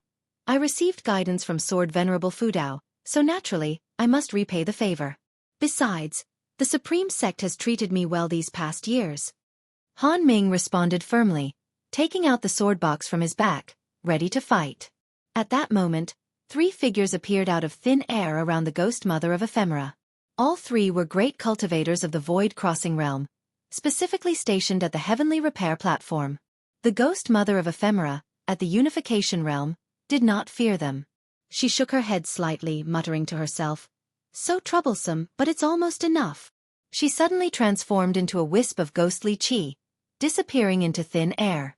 The 3 great cultivators of the Void Crossing realm followed, vanishing from their original spot. Guan could sense them moving towards the outer sect, chasing her into the distance. Han Ming did not pursue. Revealing the ghost mother of Ephemera's identity was already good enough. The chase was the Supreme Sect's responsibility. He turned to look at the still frightened Guan and comforted him. "Don't worry, that ghost should not come back after escaping." Guan nodded, but could not help glancing around, as if afraid there were other ghosts nearby. One must fully commit to acting. Han Ming walked up to him, patted his shoulder, and pulled him over to Xuan, then began recounting his experiences of slaying demons and ghosts. Guan thought it was bad luck. The act had gone too far, and it was hard to leave now. He had no choice but to listen to Han Ming's bragging. Xuan, who rarely saw Guan, was in a good mood. The two whispered, causing Han Ming to angrily growl. The matter of the ghost mother of Ephemera was just an interlude. Guan had been waiting for his lifespan warning. As long as an enemy warning appeared, the ghost mother of Ephemera would not live past today. Fortunately, no warning appeared, indicating the ghost mother did not suspect him. Of course, it was also possible that the ghost mother of Ephemera had no malicious intent for coming to the Supreme Sect. She had been here for years without causing trouble. She hadn't participated in the chaos caused by the underworld demon emperor before. Now, the great cultivator of the mystic heart realm from the Ephemera sect was approaching. If the ghost mother of Ephemera had any ill intent, she could have started a massacre and cooperated with that mystic heart realm cultivator. Could it be that the ghost mother of Ephemera had no connection with the Ephemera sect? Guan, while listening to Han Ming brag, thought silently. Under the blue sky, the autumn landscape of withered yellow covered the mountains and rivers. On each peak stood various figures. Tian and Tian were there too. There were 32 people, all great cultivators of the Supreme Sect, each exuding an extraordinary aura. Tian stood beside Tian, asking in a low voice, "Has the opponent surpassed the unification realm?" Tian looked into the distance with a serious expression, stating, "He must have surpassed it. His aura is far beyond mine, vast and boundless, and it doesn't seem like a recent breakthrough." Mystic Heart Realm. Tian's face darkened. In the distance, other great cultivators of the Supreme Sect could also hear Tian's words. Their expressions were equally heavy, but no one was afraid. So what if he's in the Mystic Heart Realm? With so many of us in the Unification Realm joining forces, we may still be able to fight. A short elder snorted coldly. Exactly. What is there to fear? The Ji family also has great cultivators rushing over. The Ephemera sect will meet their demise no matter how many they send. It's a pity that our Gu family ancestors' whereabouts are unknown. Otherwise, inviting him would eliminate any risk. Ha ha ha, ancestors are like that, they can't be summoned so easily. True, among the supreme elderly of the sect, some might be in the Mystic Heart Realm. However, Those who have reached that stage seek a mortal fate and cherish their remaining years without staying here. The other great cultivators of the unification realm discussed animatedly. Most of them spent many years in seclusion or training outside. It was a rare reunion for these individuals who seldom showed up in the Supreme Sect. Tian took out a bottle of elixir from his storage ring and directly poured it into his mouth. Immediately, his complexion began to recover, with wisps of burning heat emanating from his body. Other great cultivators also took out elixirs and magic artifacts. Some even started setting up formations. The world grew silent, anticipating the outbreak of the grand battle. So many great cultivators in the unification realm, truly befitting a 1,000-year-old great sect. A light chuckle echoed through the sky, causing everyone's expressions to change. This voice belonged to the man in the purple robe from the main lineage of the ephemera sect. Though he had not yet arrived, his laughter brought immense pressure to the great cultivators of the unification realm. In the outer gate city, Xuan descended from the heavenly repair platform, letting out a long breath. Han Ming is too damn boastful. Had Xuan not mentioned urgent business, he would still be stuck listening to Han Ming's legendary tales. Even Xuan, who enjoyed chatting, couldn't handle it. Primarily because with Han Ming, it was all one-sided talking with no interesting content. After leaving the heavenly repair platform, Xuan planned to find an inn in the city to drink and then watch the battle. After taking a few steps, deafening roars echoed from the horizon. 5 breaths later, a fierce wind surged, causing the outer gates formation to manifest. Xuan quickened his pace, afraid of missing the fight. He jogged to his usual inn, ordered wine and meat from the waiter. Due to the Supreme Sect preparing for battle, there were only 2 or 3 patrons in the inn, each sitting at separate tables. Xuan sat by the window, his gaze directed to the horizon as his divine sense stretched across the distance to lock onto the battlefield. 32 great cultivators of the unification realm besieged a mystic heart realm cultivator. The scene was incredibly magnificent, earth-shaking, and within thousands of miles, the forests quickly turned to ruins. Xuan began to enjoy the visual feast, a battle rarely seen in hundreds of years. Even if he chose to fight, he hardly got to witness such battles.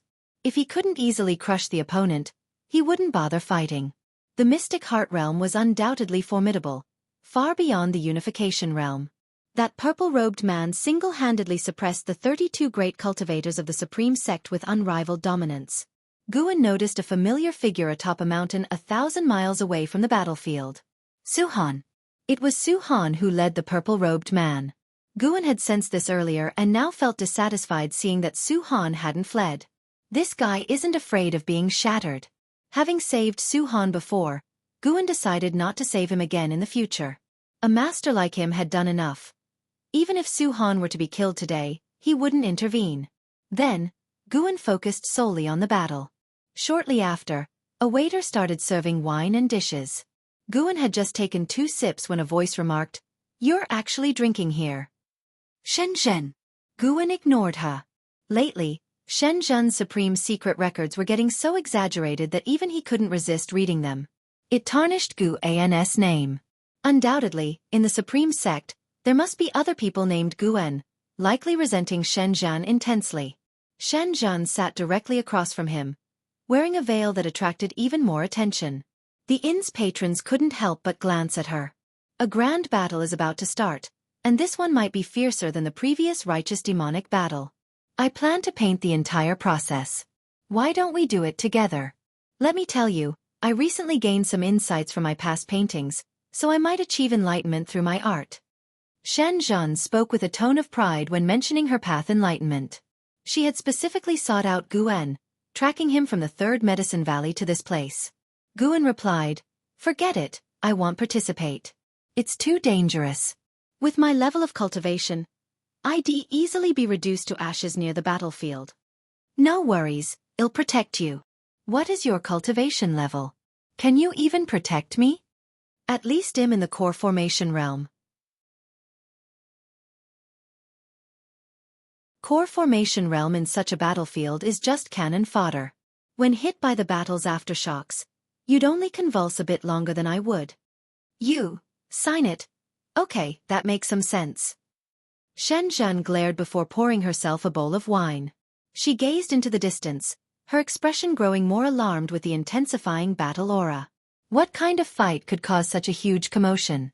Xuan enjoyed the spectacle with his divine sense. Tian was indeed strong, clearly on a different level from other great cultivators. Tian was also impressive, with his Qilan step nearly perfected, being one of the few cultivators able to approach the purple-robed man. However, the fight had barely begun, yet most Supreme Sect cultivators were already injured to varying degrees. Some were even blasted to pieces, with only their primordial spirits left to form ranks from afar. The purple-robed man wielded several magic artifacts, holding a long spear imbued with immense power, effectively dominating the battlefield. Xuan thought this man hadn't even used his full strength. At this rate, the Supreme Sect side would face complete annihilation. Sigh. It's no good, I have to step in. To ensure better prospects for his stay, Xuan had to prevent the Supreme Sect from losing so many great cultivators, unless an enemy appeared that even he couldn't handle. In that case, he would just flee. Xuan stood up and said, Miss Shen, I need to step out for a moment. I'll come back and find you later. Stay here and don't leave. Without waiting for Shen Zhan's response, Xuan quickly exited the inn. Shen Zhan wasn't suspicious, being more curious about the distant battle than Xuan Gu, and swiftly walked several streets before making sure no divine sense was locking onto him. Then, employing the limitless freedom step, he moved beyond the outer gate. After 5 steps, he entered the mystic Heaven Cave mansion. Entering a wooden house, he picked up the heaven-cutting axe, and dark purple demonic chi began to ooze from him. 9 extremes yin-yang body. His right foot lifted, disappearing within the cave mansion. The next moment, he stood atop a mountain 1,000 miles away from the mystic Heaven Cave mansion. Xuan waved the heaven-cutting axe in his hand, recalling the techniques of the heaven-cutting divine axe in his mind. Forget it. To kill him, do I even need techniques? Xuan immediately headed towards the battlefield with a heaven-cutting axe in hand. He planned to use Ancestor Xian Tian's identity to kill the enemy, ensuring the news of the Supreme Sect's ancestor returning would spread across the immortal cultivation world. By then, anyone in the 9 dynasties who wanted to oppose the Supreme Sect would have to think twice. Meanwhile, in the Taicang dynasty, boom! Mountains shattered, dust flying everywhere. Another great cultivator of the unification realm fell, his life or death unknown. In mid-air, Tian and 2 great cultivators from the Ji family manifested the heavenly dragon demon suppressing form to restrain the purple-robed man. All 3 panted heavily, their spiritual power nearly exhausted. From all directions, golden dragon shadows assaulted, as the purple-robed man stood proud in the air, a golden halo hovering behind his head, radiating brilliant light. Any dragon shadow approaching within 10 feet of him was dispersed by an invisible force. The heavenly dragon demon suppressing form is indeed a marvelous divine skill. Considering you are from the Ji family, I can spare your lives. But if you persist in being obstinate, don't blame me for disregarding the Ji family's dignity. The purple-robed man's cold voice was laced with intense killing intent, no longer retaining his previous disdainful, teasing demeanor.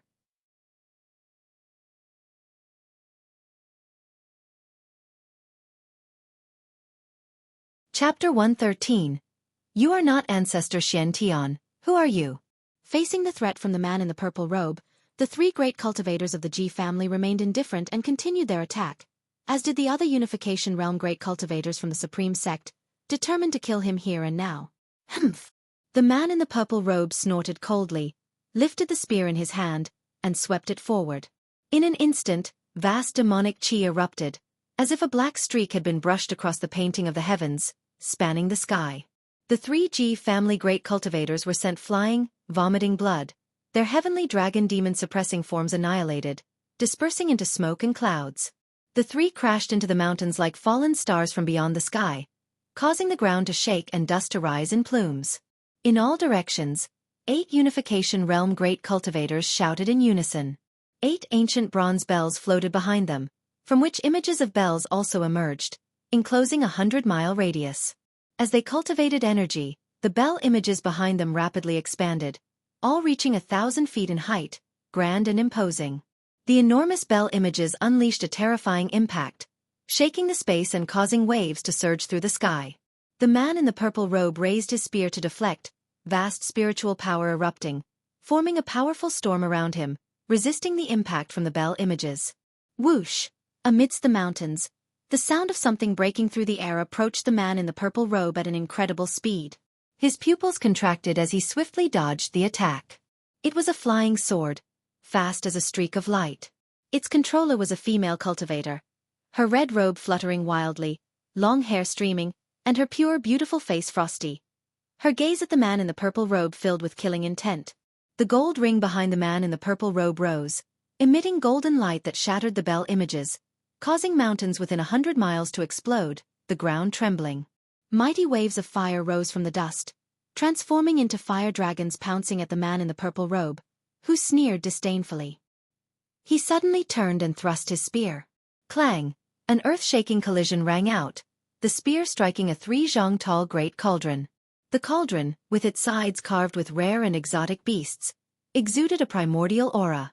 LoveLore stood atop the cauldron, unleashing a palm strike, spiritual power bursting out like a flood. The image of a mysterious Xian turtle appeared over him, roaring angrily, the terrifying palm wind simultaneously engulfing the man in the purple robe. Mystic tortoise surging wave palm. The palm wind fell from the sky, penetrating the ground as it swept upwards, scattering the dust waves in the world, as if to destroy the entire world. With a booming sound, LoveLore and the cauldron were blown away, numerous needle-like spiritual power spikes piercing his body, his face changing dramatically. In the violent blast, the man in the purple robe stood like a deity descending to the mortal world, dominating all things. He looked at LoveLore and sneered arrogantly, "Unification Realm 9 layer, such a pity to die for this seat." Before he finished speaking, he suddenly turned his head. Not only him, but the Supreme Sect's great cultivators also seemed to sense something, all turning to look in the same direction.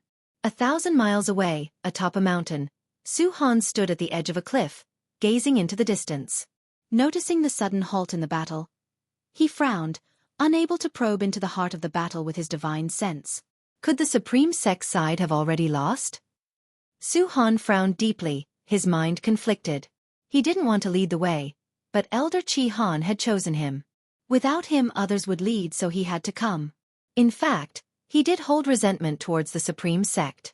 As an outer disciple of the Supreme Sect, the Sword Sect of the Great Yu dynasty sought to kill him, yet the Supreme Sect did not protect him, instead forcing him to cripple his cultivation, which left him disappointed. Despite his disappointment, the Supreme Sect was his first sect on his immortal cultivation path.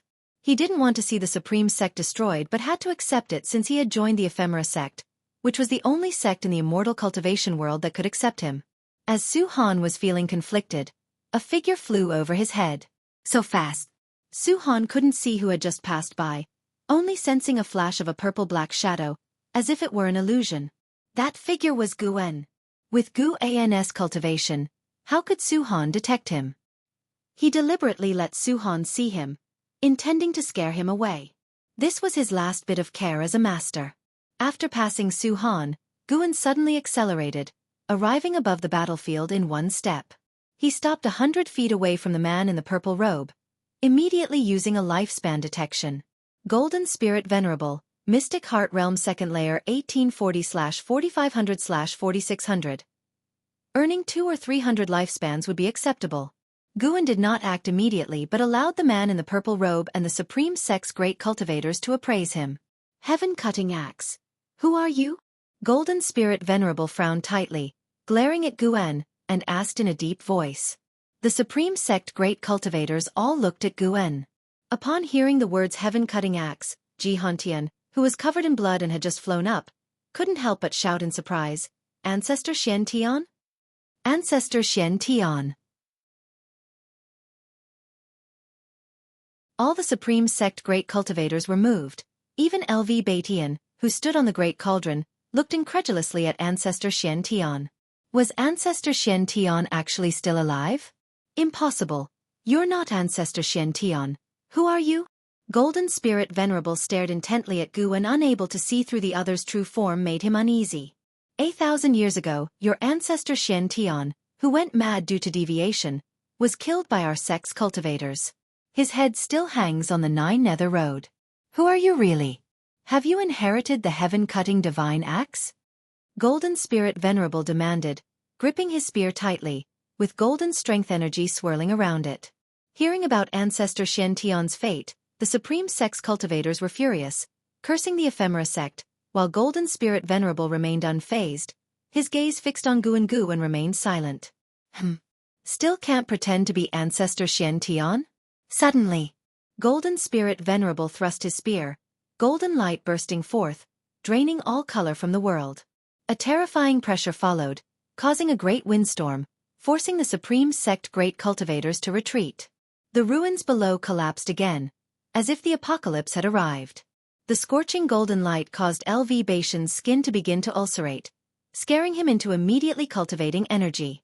Not just him but others too. Luckily, the golden light came quickly and disappeared just as fast.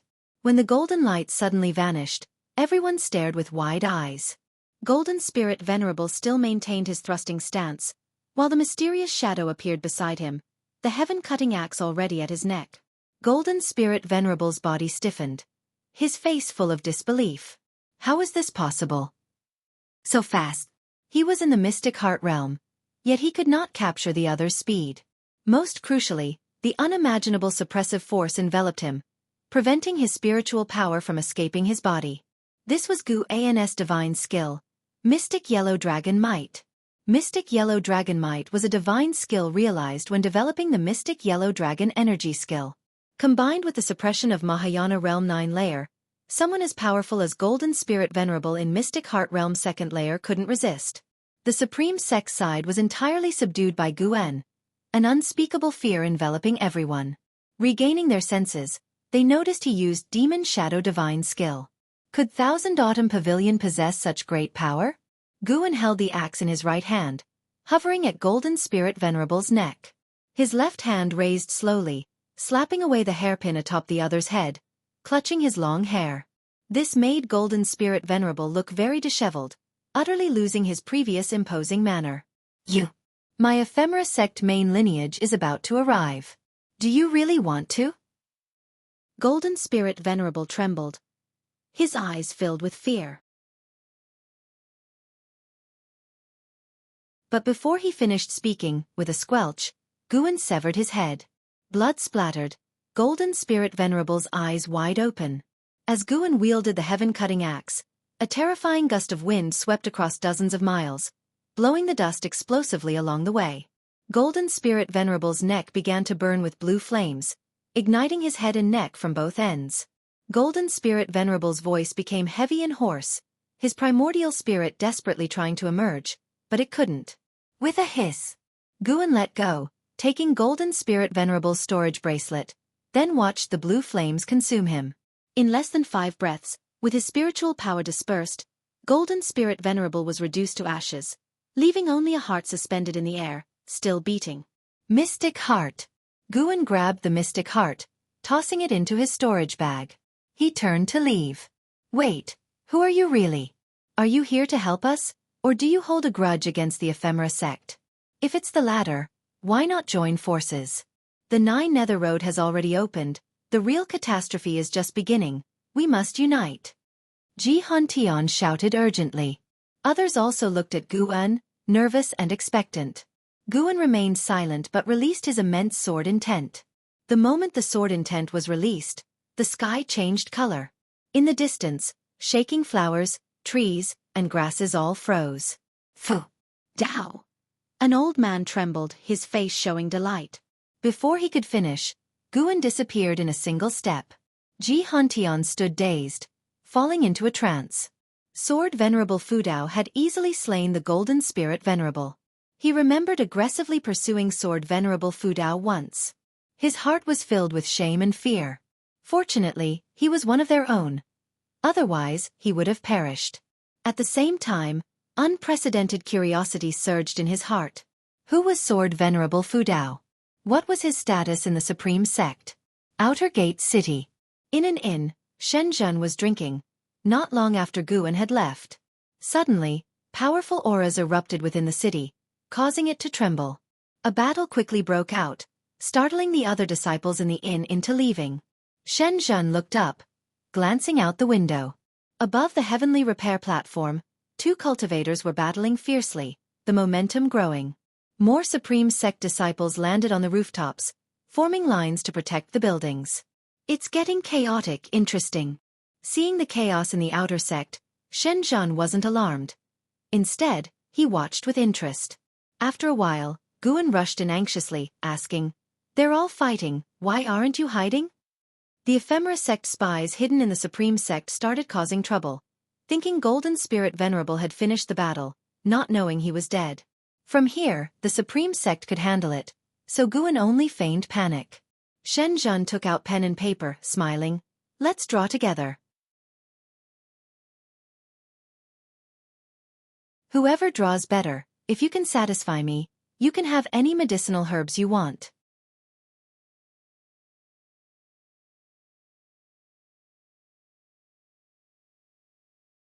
Chapter 114 Ephemera Gathering. Path Enlightenment. Xuan was not swayed by Xuan's words. Drawing someone's battle process was too offensive, and he was not lacking in high-rank medicinal herbs at present. Unless Xuan offered him a 7th-order medicinal grass, he would remain uninterested. Xuan came from the Tian sect of the Great Yu dynasty, an extremely distant place. Even conveying a single message would take an indeterminate amount of time. Xuan said, "The whole city is in chaos. How can I be in the mood to paint, Miss Shen? We should find a place to hide to avoid." Suddenly, a thunderous noise interrupted Xuan's words. The entire inn shook violently, and dust surged in from the windows, engulfing the two of them. Xuan quickly wrapped her arm around Xuan's waist and rushed out of the inn, arriving at the back courtyard. Xuan tried to free himself from her grip, but she held him tightly. With a serious look in her eyes, she looked towards the back of the inn and whispered, "Don't move." Xuan had no choice. Did she really think she could protect him, a great cultivator of the 9th layer of the Mahayana realm? Xuan frowned and took a flute from her storage bag with her left hand. Following her gaze, a figure flew out from the dust on the other side of the inn. Xuan recognized him. It was Zhang Hong, an inner sect disciple who often meditated at the heavenly repair platform. Xuan always saw him whenever he visited the platform. Unexpectedly, Zhang Hong turned out to be a spy from the Ephemera sect. Wiping the blood from the corner of his mouth, Zhang Hong glanced at Xuan and Xuan and immediately swung his sword at them. A streak of sword chi broke through the roof and charged towards them. The sword chi was too fast, so fast that Xuan could only instinctively raise her flute to block it. Bang! The sword chi exploded, collapsing the entire inn and raising clouds of dust. Zhang Hong leaped up and swiftly fled, while numerous figures pursued him relentlessly from behind. All around, the entire outer gate city was in a chaotic battle. Even the great elder LV Songhan was fighting, while the city protection array in the sky twisted violently, on the verge of breaking apart. As the sword chi dissipated, Xuan pulled Xuan out.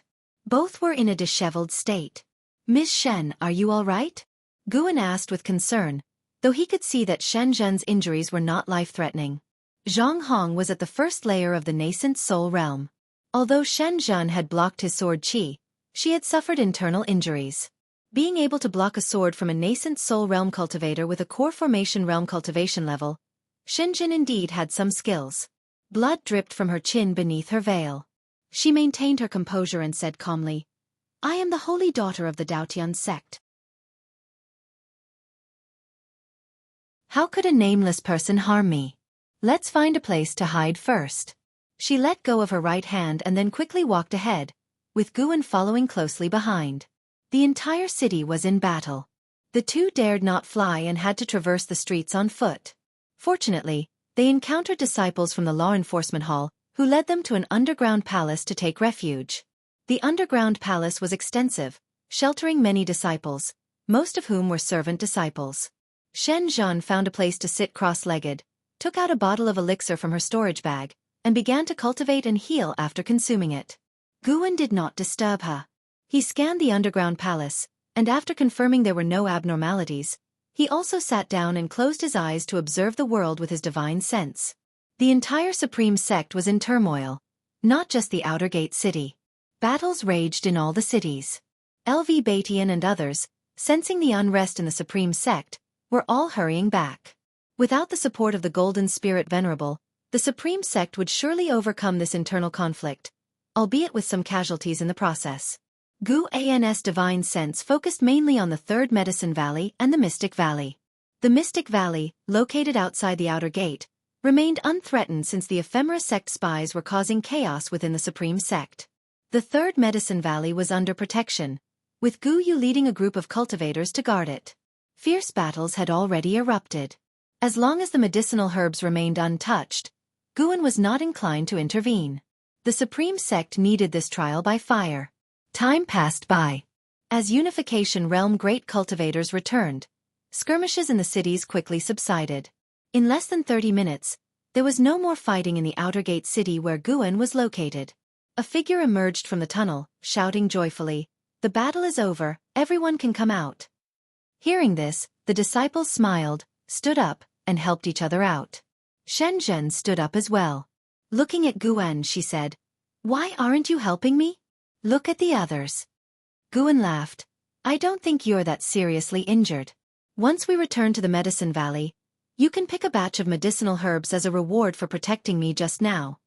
Shenzhen smiled but did not respond and walked towards the crowd with Xuan. After leaving the underground palace, Xuan reached the street. He looked up to see the sky shrouded in dark clouds, with fire dragons formed by spiritual power swirling majestically, appearing as if divine beings were protecting the city.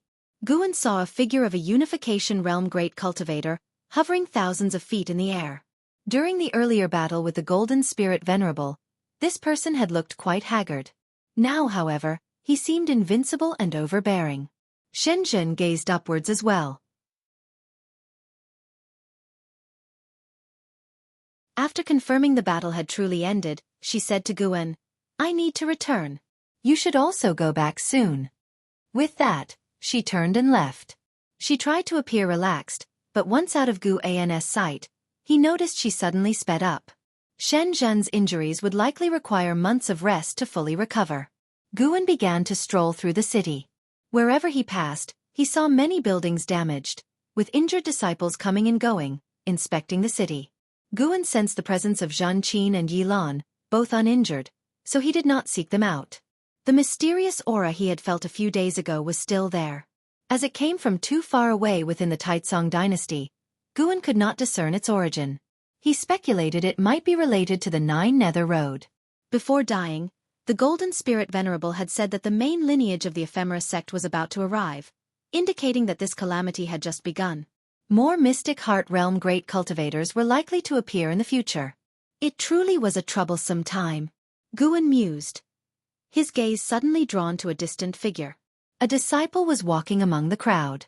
He looked unremarkable, in both appearance and cultivation level, and few people paid attention to him as he walked along the street. Xuan was drawn to him because there was an indescribable aura about him that felt somewhat familiar. Time for a lifespan detection.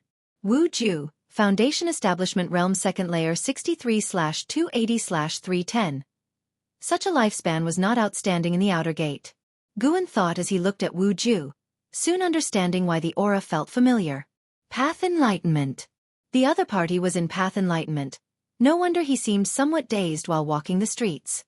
Xuan became interested and observed Wu Ju closely, wanting to see the state of Path Enlightenment from the perspective of an onlooker. He had undergone Path Enlightenment before.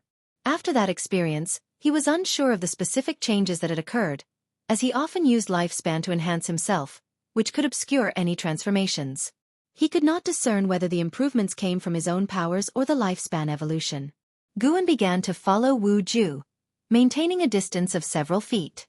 As they walked down various streets, Xuan suddenly felt Wu Ju's aura surge. This surge was not an elevation in his cultivation level but rather another profound change. He instinctively used lifespan detection again. Wu Ju, Foundation Establishment Realm Second Layer 63/280/340. His maximum lifespan had increased by 30 years. This was the first time Xuan had seen someone's maximum lifespan increase. Was this the transformation brought by Path Enlightenment? No wonder Han Ming claimed that after Path Enlightenment, one's sword Dao advanced rapidly. It seemed even aptitude and comprehension improved. Xuan was secretly astonished, growing more interested in Wu Ju. In the wasteland, Over 1,000 ephemera sect cultivators gathered in front of an array platform, whispering among themselves.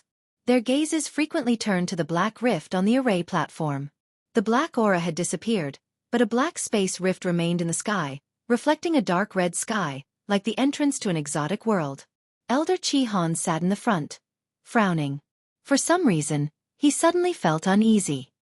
He tried to calm down and closed his eyes to cultivate. The sun set, and the moon rose. A night passed. In the early morning, a sound of footsteps appeared on the array platform, startling Elder Xuan to open his eyes. Not only him, but many cultivators instinctively opened their eyes to look. The Golden Spirit Venerable is dead. Summon all ephemera sect members to gather here. A cold voice resonated in everyone's ears. The speaker was a woman in black, her face masked, with an ephemera pattern on it.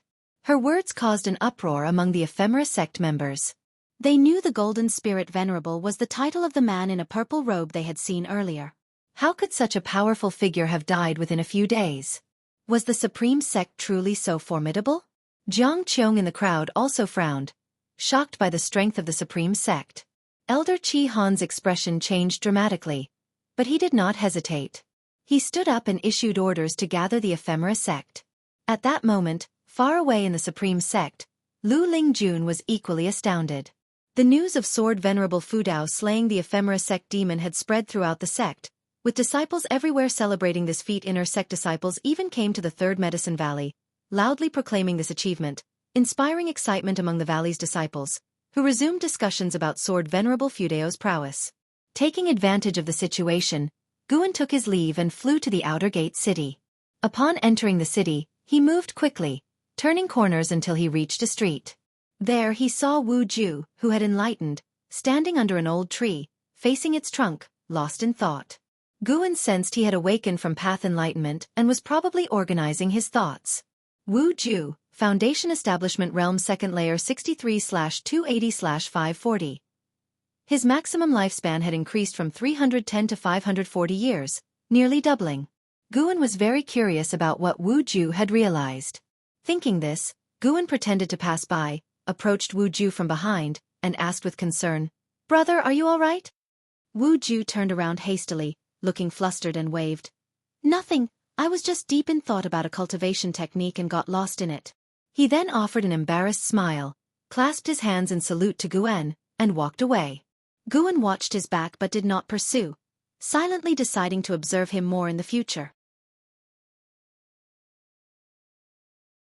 A maximum lifespan of 540 years was not enough to stand out in the outer gate, but he would see if Wu Ju continued to enlighten further.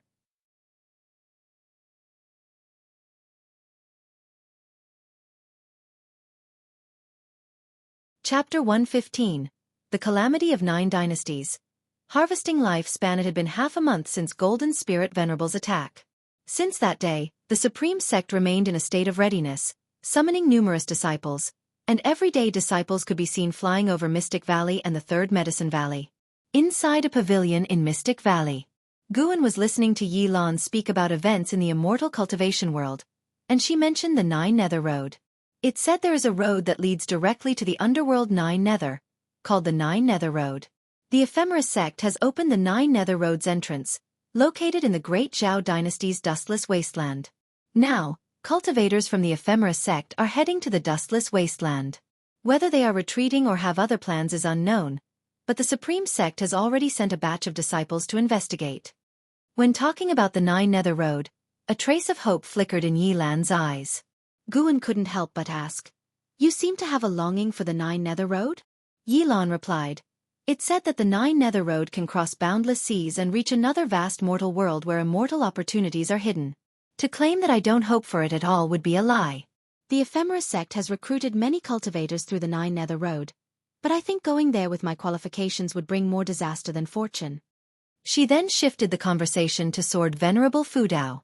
According to information she obtained from the Law Enforcement Hall, Sword Venerable Fudao had displayed unmatched prowess throughout the sect, and it was said that without his intervention, the Supreme Sect might have faced catastrophe. While speaking, she also observed the changes in Guan's expression. Guan listened with great interest, as if Sword Venerable Fudao had nothing to do with him. An hour later, Yi Lan stood up to leave, as she had to return to the law enforcement hall for her assigned duties. After seeing her off, Guan walked into the forest and arrived at Yang Nas garden. Yang Ni had gone to the outer sect again today. She was still investigating the identity of Sword Venerable Fudao. Guan dared not tell her that Su Shan was dead, so he let her continue. A year from now, when Su Shan doesn't come looking for her, she should understand that she's free. Guan looked at the ground where the ephemera flower grew and carefully observed it. He could feel that the ephemera flower was nurturing a unique kind of spiritual energy, but he couldn't yet determine whether this energy was good or bad. Every cultivator who joined the ephemera sect would receive a batch of ephemera seeds. Planting ephemera flowers was also a way to establish merit. Even the sect hierarch Zhong Liang didn't know the exact use of the ephemera flower. The ephemera sect members who remained in the Nine Dynasties territory were merely puppets of the main lineage. They knew nothing but each harbored their own expectations. Guan picked an ephemera flower and then entered the 8 scenic caves, arriving before the green vine tree. He placed the ephemera flower under the tree for the green vine tree to sense. "Take it away! Take it away!" The female voice of the green vine tree echoed, soft yet anxious. Guan asked in surprise, "You are a 7th-level spirit tree. Are you actually afraid of a 6th-level flower?" "Its aura is very annoying. I dislike it," the green vine tree responded intermittently. Upon hearing this, Guan raised his hand and put the ephemera flower back into his storage bag. He then sat down and summoned the storage bracelet from a distance, beginning to inventory the legacy of Golden Spirit Venerable. The 8 scenic caves contained many storage bags and rings, all spoils acquired by Guan through battles, and this was the place where he could store things best kept out of sight. However, after searching thoroughly, he didn't find any information about the ephemera flower and had to give up. But what he found instead was an elixir record, which he took out to examine carefully. He had already mastered the Taicang elixir path, his alchemy skills had reached the Grandmaster level, and with an elixir recipe, he could effortlessly refine elixirs. Halfway through, his hand paused. Ephemera demon elixir? Winter eventually arrived, and snowflakes drifted down to the mortal world, continuously erasing its color. Tianya Valley. Guan had just harvested a batch of medicinal herbs, successfully obtaining nearly 10,000 years of lifespan, filling him with joy. Tianya Valley had special formations that prevented snow from accumulating, saving a lot of trouble. Guan instructed Sunda to move all the medicinal herbs into the storage building, then walked towards the courtyard where Luo Hun and Yi Luyun were drinking and discussing the Nine Nether Road. The Nine Nether Road has caught the attention of the cultivators from the 9 dynasties. It's said that representatives from each dynasty and sect have been sent to investigate, but the entrance to the Nine Nether Road is surrounded by ephemera sect cultivators, and they have all returned empty-handed. Luo Hun said with a frown. Yi Luyun glanced at the approaching Guan, then said to Luo Hun, "This is also a good thing. At least the Taicang dynasty doesn't have to bear the pressure of the ephemera sect alone." Luo Hun nodded and said, "The force behind the ephemera sect will definitely come through the Nine Nether Road. This will be a calamity for the 9 dynasties. Furthermore, my sources report that ephemera flowers are appearing everywhere now. When they mature, they attract demons and ghosts. It's uncertain what the ephemera sect's true purpose is." Guan sat down nearby, listening to the two discuss matters of the immortal cultivation world. He curiously asked, "Are there any evil legends about the ephemera flower?" Previously, he thought the ephemera sect was merely competing for power with the supreme sect. Now, he realized their ambitions were far greater. Without understanding the true strength of the main lineage of the ephemera sect, Guan dared not enter the Nine Nether Road. Yi Luyun frowned and said, "I have heard a legend that the ephemera flower is a flower of the underworld, symbolizing death and reincarnation. When ephemera flowers appear in the mortal world, it heralds an imminent catastrophe, causing many lives to perish." Luo Hun said, "The 9 dynasties have already issued orders to eradicate the ephemera flowers. Regardless of the ephemera sect's intentions, the widespread appearance of ephemera flowers must be stopped." Upon hearing this, Guan felt relieved. When the world is in trouble, the world should unite against it. He didn't want to bear the worry alone. Now that everyone is clearing out ephemera flowers, he might as well join in. Clearing ephemera flowers at night could earn him lifespan and save lives, benefiting in every way. Luo Hun and Yi Luyun continued discussing the ephemera sect, while Guan listened, hearing many names through their conversation. The reappearance of the Nine Nether Road in the mortal world caused a great upheaval in the immortal cultivation world of the Nine Dynasties. Many great cultivators who had been in seclusion began to emerge. The Ephemera sect had become the scourge of the Nine Dynasties. Some ancient beings, who had lived for over 1,000 years, declared they would annihilate the Ephemera sect. This was advantageous, as the Ephemera sect becoming a common enemy might cause those who had joined it to waver and seize the opportunity to break free. As evening approached, Guan returned to Mystic Valley. He scanned the area with his divine sense and had a strange expression. Yang and I had burned all the ephemera flowers she planted, leaving ashes behind in the garden. Could it be that Yang and I had come to her senses? Guan did not ask Yang and I about it and instead went back to his room. Late at night, Guan began to sweep through the Taicang dynasty with his divine sense, searching for ephemera flowers. One sweep revealed a shocking number of ephemera flowers. How did so many ephemera flowers sprout up all of a sudden? They weren't there last month. Guan immediately vanished from his room and went to eradicate the ephemera flowers. Within 2 steps, he arrived in a forest miles away, near a village where the ephemera flowers were mostly concentrated around the vicinity.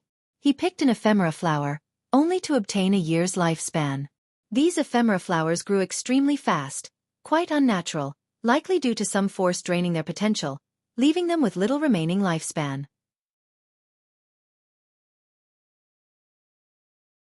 A year is still a year. Small amounts accumulate over time. Guan began to clear the ephemera flowers. At dawn, Guan went downstairs, feeling invigorated. Last night, he harvested over 40,000 years of lifespan, showing just how plentiful the ephemera flowers were. Practicing exercises with the disciples, Yang and I also arrived, though she looked listless, clearly burdened with worries. After the exercises, Yang and I approached Guan and said she was preparing to leave. "Where are you going?" Guan asked with a frown.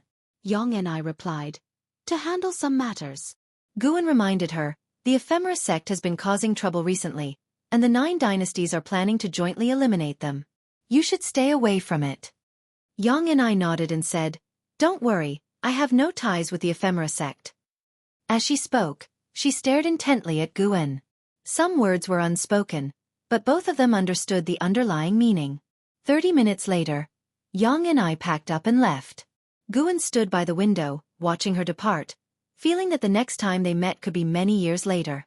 At the same time, on the distant dustless wasteland, ghostly energy filled the air, forming black clouds that covered the sky. Flocks of crows flew across the sky. Li Ya, carrying the North Sea heavy sword on his back, stood on a cliff, gazing at the vast sea of people below, frowning. He didn't expect the ephemera sect to have secretly recruited so many followers. That Nine Nether Road is very sinister, filled with immense ghostly energy and demon energy. The voice of the primordial ancestor echoed in Li Ya's ears. Li Ya looked towards the traveler of graceful crane sitting on a rock in the distance, holding a painting scroll and contemplating. No matter when the primordial ancestor descends, they will all be wiped out in one fell swoop. Li Ya thought to himself. He now held great confidence in the mysterious demon shadow, believing the figure to be invincible in the present age. It's not that simple. No matter how powerful he is, his spiritual power will eventually deplete. Taking on the calamity of the Nine Dynasties alone is almost impossible. If he were truly that formidable, he wouldn't need to practice the demon shadow divine skill of the Thousand Autumn Pavilion to conceal his identity, the primordial ancestor sighed. Li Ya felt displeased listening to this. Ever since encountering the ephemera sect, the primordial ancestor had become timid, no longer exuding the serene and profound demeanor he once had, shattering Li Ya's illusion. But recalling the primordial ancestor of Li family's admonition, Li Ya did not argue with the primordial ancestor's words. Just then, the ground began to tremble, startling Li Ya to soar into the air, whereas the traveler of graceful crane remained seated on the rock, unmoved. Li Ya looked towards the entrance of the Nine Nether Road, where he saw the array platform beneath the black cracks starting to crumble, a wooden branch breaking through the ground, followed by its trunk. The followers of the ephemera sect around the area all retreated. Under everyone's alarmed gaze, a towering tree burst from the ground, unmistakably an ephemera tree. This ephemera tree was even larger than the one Xuan had eradicated, standing over 500 yards tall, its crown piercing the black clouds. The colossal ephemera tree standing behind the black crack appeared even more terrifying. Humph, they indeed planted an ephemera tree. A cold snort resounded across the heavens, chilling everyone to the core. Jiang Qiong turned her head, seeing a brilliant sword light sweep from the horizon, cutting through the sea of clouds, unstoppable, targeting the ephemera tree. A figure appeared out of nowhere before the ephemera tree, the masked woman in black, wielding a golden staff. With a forward thrust, boundless spiritual power erupted, forcibly halting the sword light miles away, distorting the surrounding space.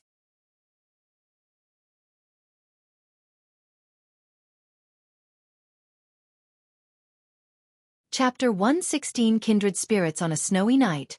Deep in the mountains. Guan squatted down, picked the last ephemeral flower from the snow, and threw it into his storage bag. He only harvested one more year of lifespan, but he was not dissatisfied, because this month he had already harvested nearly 500,000 years of lifespan, pushing his total lifespan over 1,000,000 years again. It was so satisfying. After tonight, there would be no more ephemeral flowers on the surface in the Taicang dynasty.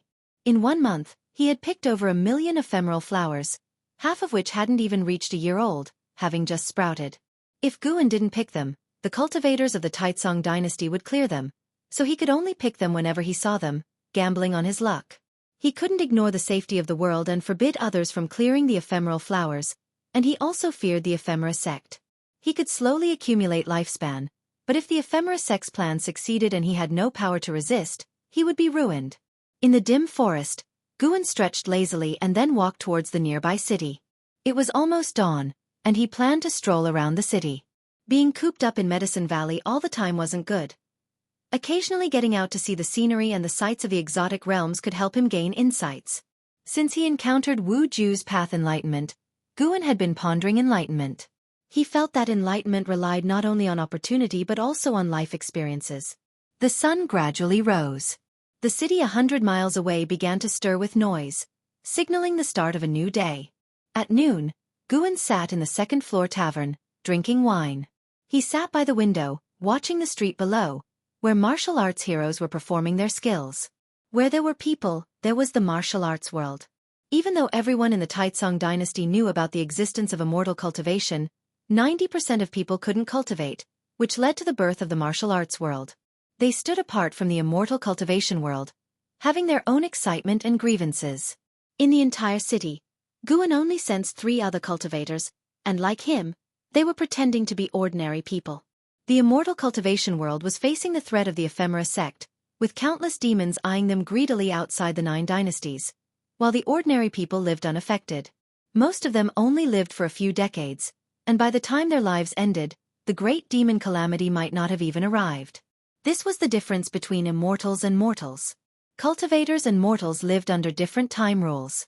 As Guan contemplated the difference between immortals and mortals, many emotions surged in his heart. He wanted to see if he could enter a state of enlightenment through such reflections. However, he sat there all day without entering the state of enlightenment, but he didn't feel it was a waste of time. Sitting quietly sometimes, not speaking, and experiencing the countless facets of the mortal world had its own unique pleasure. Dusk settled again, and the snow that had stopped for a day began to fall once more. Guan stood up, left some silver coins, and then departed. He didn't leave the city directly but started to wander the streets, mingling with the crowds, letting the snow fall on him, immersing himself in the mortal world's hustle and bustle. Only at dawn the next day did Guan return to the valley. When he reached the 3rd Medicine Valley, he saw disciples gathered together, chattering excitedly. From a distance, he heard the disciples discussing the Supreme Elder. A Supreme Elder had returned. This news shook the entire Supreme sect. The identity of the Supreme Elder, who had lived for 1,500 years with cultivation reaching the heavens, had been revealed. At the moment, the Supreme sect was facing the threat of the ephemera sect, and the return of the Supreme Elder had greatly boosted the sect's morale. The righteous sect of the world regained its domineering aura. This Supreme Elder's title was Mystic Spring, also known as Shen Quan. Guan guessed that he had returned because the Supreme Sect informed him that Ancestor Tian had been killed by the ephemera sect. After listening for a while, Guan continued to pick medicinal herbs. As he picked the herbs, He was still contemplating the insights from the past 2 days. Although he hadn't entered a state of enlightenment, his mystic heart had gained another talisman. The mystic heart could gather divine skills, and Xuan, at the Mahayana realm 9 layers, had a divine skill brewing. Condensing divine skills depended not on cultivation level but on insights. He already had an idea, and as he continued to perfect it, the divine skill would naturally form. 3 days later, Xuan arrived at the Outer Sex Book Collection Hall, where Elder Lu often personally received him as always. After not seeing him for several months, Xuan noticed that he had aged significantly, his complexion also declining. Elder Lu, Foundation Establishment Realm 9th Layer 258/270/340. Looking at the other's lifespan, Xuan sighed internally. Elder Liu's cultivation level was obviously elevated by elixirs, so his lifespan was shorter than those of the same realm. Having known each other for many years, their relationship had become profound, beyond the bounds of age. Xuan couldn't help but feel melancholic about his old friend's impending departure. However, he had long been prepared for this. He would eventually say goodbye to everyone around him. The path to longevity was destined to be lonely. Even if he found a way to extend the limit of lifespan in the future, it would just be an improvement. Making people immortal was incredibly difficult, and Xuan couldn't transfer his lifespan to others. This anticipated loneliness didn't sadden Xuan. Instead, it made him more resolute. The more so, the more he wanted to live on. He wanted to see the mortal world after 10,000 years, the splendors of 10 million years, and the vicissitudes of hundreds of millions of years. Elder Lu, this is the last volume of the Supreme Immortal Venerable. Xuan took a book out of his storage bag and smiled. Elder Lu took the book and curiously asked, "I thought you would wait a few more years. How did it come out so soon?" The story needed to end, and coincidentally, it concludes with the protagonist joining forces with the people of the world to slay the demon and bring peace. Doesn't this align perfectly with the current world situation? Xuan smiled. He paused for a moment and then said, "Although my qualifications are mediocre and I lack the strength to change the world, if I can inspire the people's fighting spirit, it will be a small contribution." Elder Lu did not open the book but praised, "Your books have already influenced many people. Before you, cultivators rarely read outside their practice. The name Panan has taken on the aura of a sage." Elder Lu, you're exaggerating. Ha ha ha, what are you writing next? I don't plan to write anything for now. I will see what the future holds. Indeed, a masterpiece often comes about by chance and cannot be forced. The two chatted casually, with Elder Lu reminiscing about their first meeting. Xuan listened intently and responded just as earnestly. After talking for 2 ancient hours, Elder Lu suddenly said, "Once the final volume of Supreme Immortal Venerable is arranged, I will resign from the elder position and prepare to leave the Supreme Sect to revisit my hometown. It has been 240 years since I joined the sect. I wonder if my hometown has changed." He already sensed his imminent end. People often wish to return to their roots before they die. Xuan couldn't help but think of Chang Xiandan, who also left alone before his end. "I wish Elder Lu a smooth journey." Xuan smiled gently as if unaware of Elder Liu's impending end. After bidding farewell to Elder Lu, Xuan went to the Elixir Hall. He did not enter the hall but stood in the street, looking at its sign. Because of Elder Lu, he thought of Zhu Qinglu. Zhu Qinglu, an elder of the Elixir Hall, was also responsible for liaising with Xuan. He, too, did not have many years left to live. This indicated that in the coming years, Xuan would continuously say goodbye to old friends. In this place, Xuan entered a state of selflessness. He didn't know how much time had passed. Suddenly, Xuan awoke, his vision returning, seeing a disciple standing in front of him. It was none other than Wu Ju, who had previously achieved path enlightenment. "Brother, are you all right?" Wu Ju asked cautiously. He had passed by and was drawn by Xuan's state, suspecting that Xuan had entered a state of enlightenment similar to his own. As he got closer, he realized it was the disciple he had encountered the day his own enlightenment ended. Fate was indeed wondrous. That day, this disciple witnessed his enlightenment. Today, he witnessed the disciple's enlightenment. Wu Ju developed a fondness for Xuan and had been guarding nearby to avoid interruption. He had stood for quite a while. When Guan suddenly opened his eyes, he thought he might have disturbed him and felt a bit uneasy. Guan had indeed entered a state of enlightenment earlier, and his mystic heart had gained another talisman. He looked at Wu Ju and smiled. "I'm fine. Have we met before?" Wu Ju smiled and said, "Yes, back then I was under the tree, and you asked if I was all right, just like how I am asking you now." Guan cast a lifespan detection on him. Wu Ju, Foundation Establishment Realm 2nd Layer 63/280/1040. How did he gain another 500 years? Had this guy recently achieved enlightenment again? Who was this person really? This was ridiculously extraordinary. Han Ming had only achieved enlightenment once in his life. Yet Wu Ju had done it twice in 2 months? You must have entered a state of enlightenment just now. Shall we find a place to talk? Wu Ju invited him eagerly. Guan didn't refuse, as it suited him well.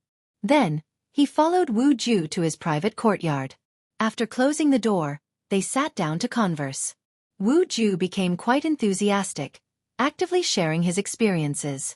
He had been an orphan since childhood, brought to the supreme sect by his master. His master, an outer disciple, found him hanging on a tree while on a mission. His parents had abandoned him but didn't want him to be eaten by wild beasts, so they hung him on the tree. In the supreme sect, Wu Ju's spirit root qualification was mediocre, but under his master's protection, he had a good life. It wasn't until recently that his master was killed by a cultivator of the ephemera sect on a mission, news he got from his master's companion. He felt as if the sky had fallen. The very next day, the ephemera sect attacked. Watching the cultivators fight, Wu Ju was perplexed, not understanding why people had to fight to the death. In his confused state, he achieved enlightenment. After sharing his story, he looked at Guan and asked, "Brother Gu, what led to your enlightenment?" Guan replied, "My enlightenment was also related to life and death. An old friend I've known for decades is approaching his end." He spoke calmly, but Wu Ju sensed that he must have been deeply saddened. However, the reason for Guan's enlightenment made Wu Ju feel a deeper connection with him. "Brother Gu, don't share your enlightenment experience with others. After my enlightenment, I found that my energy absorption speed increased, and even my comprehension improved. My master always taught me to be humble and keep things to myself," Wu Ju said earnestly. Guan nodded, smiling inwardly. It seemed Wu Ju's master was someone with similar beliefs. But he thought Wu Ju's enlightenment wasn't simply due to sudden clarity. Enlightening twice because of his master's death? It didn't make sense.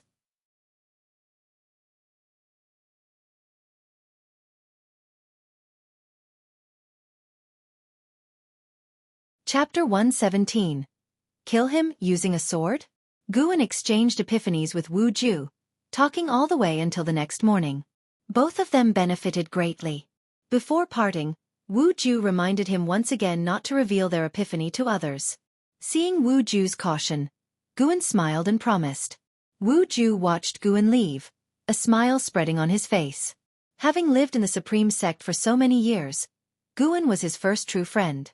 He had always been very self-conscious and didn't dare to communicate with others much. The only one he was close to was his master, so his master's death was a great blow to him. Wu Ju turned back to his room to continue cultivating. While looking forward to his next exchange with Guan stayed in the city for an hour before returning to the Third Medicine Valley. After inspecting the valley, he hurriedly left again. After spending a short while in Mystic Valley, he came to the Mystic Heaven Cave Mansion. The Mystic Heaven Cave Mansion already had a lot of medicinal herbs planted, but it was still far from being filled. Guan planned to plant herbs above the 5th rank here, as it was his private territory, a place truly unknown to anyone. Though Jiang Qiong and Sky Dragon knew about the 8 scenic caves, only he knew about the Mystic Heaven Cave Mansion. During the planting process, he felt the presence of a battle coming from the north. The aura of the 9 Nether Road was still there, lasting for several months. The 9 dynasties continuously sent cultivators to fight, temporarily curbing the chaos caused by the ephemera sect. This was normal. If the strength of the ephemera sect far surpassed the 9 dynasties, they would have swept across them long ago. Guan did not pay attention to the distant battle and focused on planting herbs. He could stay overnight at the Mystic Heaven Cave Mansion, as it was already the end of the month. If Liya wanted to contact him, He could not afford to miss it. Since Xuan and Liya made the agreement, Liya didn't appear on a mountain top at the end of the month to reveal his aura, possibly due to circumstances beyond his control. Yet, Xuan was not anxious. He would come to the Mystic Heaven Cave Mansion at the end of every month and use his divine sense to search for Liya's aura in the north. Thus, Xuan finished planting all the seeds he brought and set up a formation. When night fell, he performed the 9 extremes yin-yang body, transforming into a shadow and heading north. Under the night sky, Liya, carrying the North Sea heavy sword, reached the mountain top. He looked ahead. The mountains stretched endlessly. The night sky was covered with dark clouds, obscuring the stars and moon. How far is this place from the North Sea mountains? I wonder if the primordial ancestor can find me, Liya thought worriedly. The old ancestor's voice sounded in his mind. The great cultivators of the 9 dynasties continue to appear, yet they cannot budge that female cultivator. When the main branch of the ephemera sect arrives, it will be even more dangerous. Even if the primordial ancestor comes, he cannot turn the tide. He too acknowledged that Xuan was the primordial ancestor of the Li family, but he had no confidence in the ancestor. The primordial ancestor's cultivation level was higher than his own when he was alive, but the main branch of the ephemera sect also had such people, and not just one. After hearing this, Liya fell silent. He turned his head, spreading his divine sense, fearing that followers of the ephemera sect were tracking him. After confirming no one was following him, Liya put down the heavy sword and sat cross-legged. He placed the heavy sword on his legs, carefully stroking it, feeling the blade. He had already mastered a trace of the Taicang divine shocking sword intent. The longer he delved into it, the more profound he found the swordsmanship. Once it was fully mastered, he would be unrivaled in his realm and even capable of cross-realm battles. The cold wind blew. Though there was no flying snow, it was still bone-chillingly cold. It was unclear how much time had passed. A figure appeared behind Liya, silently watching him. It was Xuan, using the 9 extremes yin-yang body, observing Liya's swordsmanship accomplishments. Not bad. He didn't waste the swordsmanship accomplishment he had left behind. He is here. The old ancestor's voice sounded in Liya's ear, with a complex tone. Upon hearing this, Liya opened his eyes and turned his head. As soon as he saw Xuan, he immediately stood up and saluted him with a North Sea heavy sword in hand. Now he could lift the North Sea heavy sword with one hand. Greetings, primordial ancestor. Regarding the title Liya used, Xuan couldn't bother to explain. As long as Liya didn't guess his real identity, it was fine. Tell me about the ephemera sect, Xuan said, his voice as usual with a changed tone. Liya began reporting the situation. Currently, all the followers of the ephemera sect were gathered at the entrance of the 9 Nether Road, numbering over 1 million. Every one of the ephemera sect's followers bore the ephemera seal, causing those wavering cultivators to be unable to escape. He mentioned the ephemera tree. Nearly every day, cultivators went to fight against the ephemera sect and ultimately died, becoming nutrients for the ephemera tree. Speaking of this tree, the fearless Liya's face too showed a trace of fear. Xuan wasn't concerned about these. He was only curious about the strength of the strongest person in the main branch of the ephemera sect. Unfortunately, Liya didn't know either. After talking for half a day, it was all about the battles around the ephemera tree, without mentioning the situation inside the 9 Nether Road.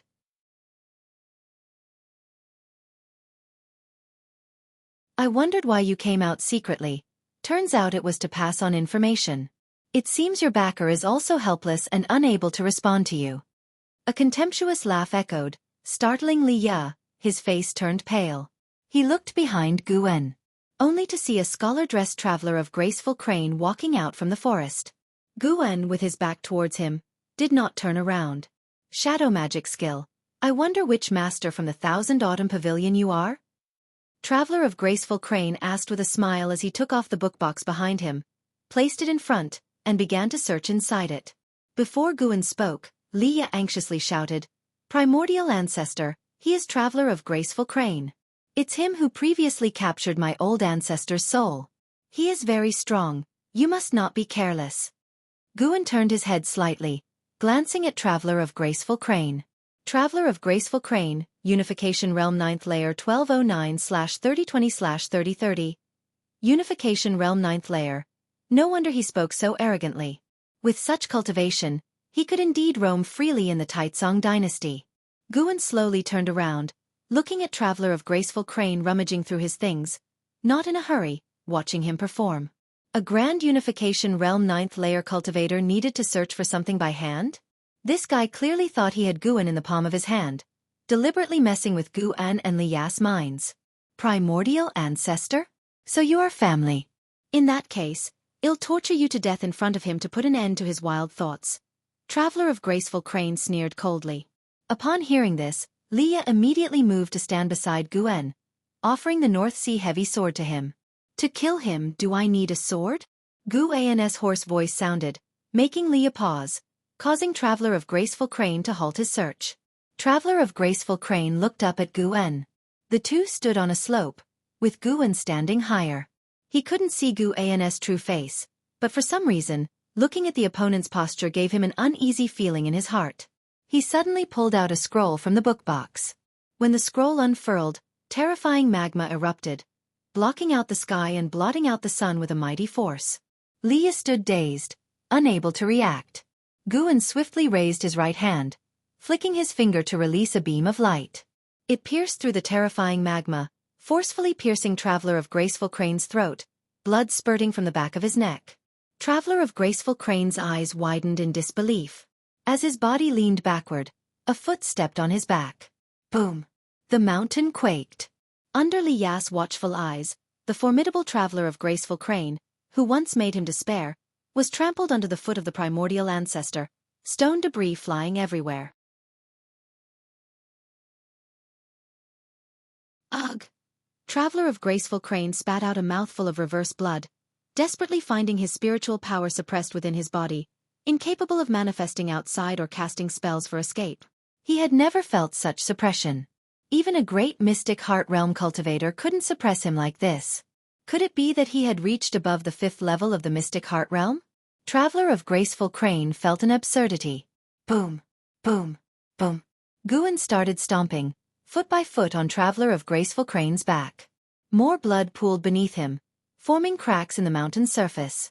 Shrouded in dark purple demonic chi, Guan appeared like a demon god from the netherworld.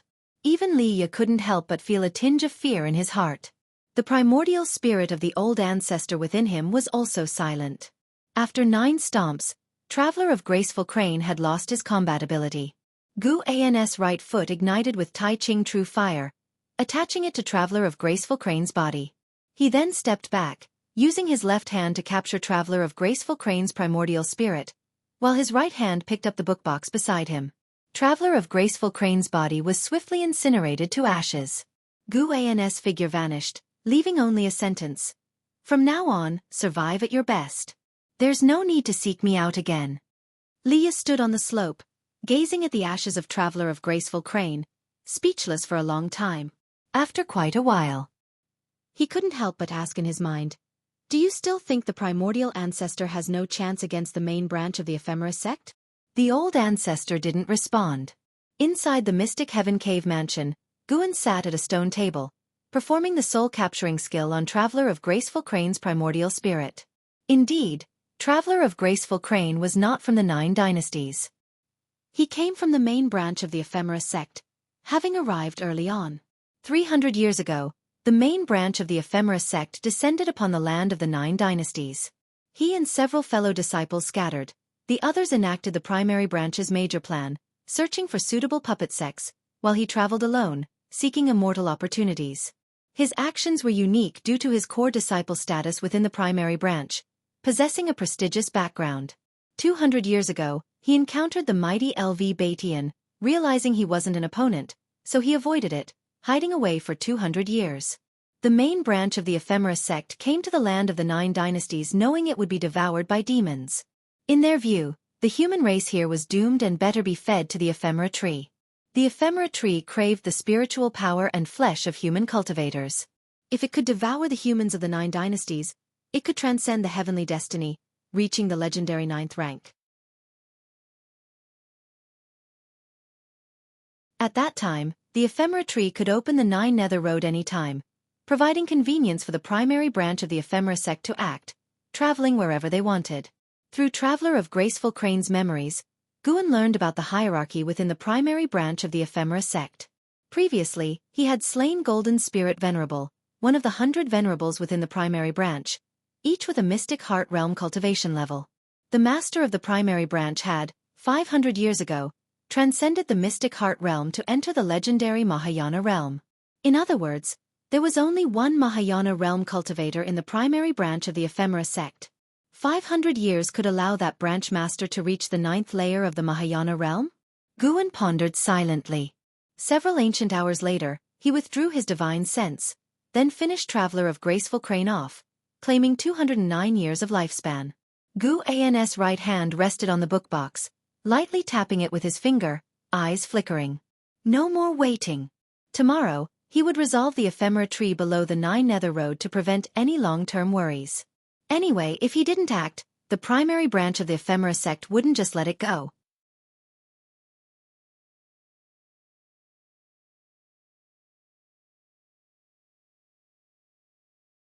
Chapter 118 Sword Venerable Fudao Strikes. Wuchen Wasteland. At dawn. Because of the overcast clouds in the sky, this wasteland had never seen the sun or moon. On top of a broken cliff, dozens of cultivators gathered, including Tian, the vice-sect leader of the Supreme Sect. They looked towards the horizon, with worry etched on their faces. That female demon is simply too powerful. Without a mystic heart realm cultivator, no matter how many of us join forces, it will be useless. There is no mystic heart realm cultivator in our dynasty. Our sect once had one, but he left 800 years ago and has been hard to find. How many mystic heart realm great cultivators stand behind the ephemera sect? We have nowhere to go and cannot retreat. They were all leaders of various sects, all at the unification realm.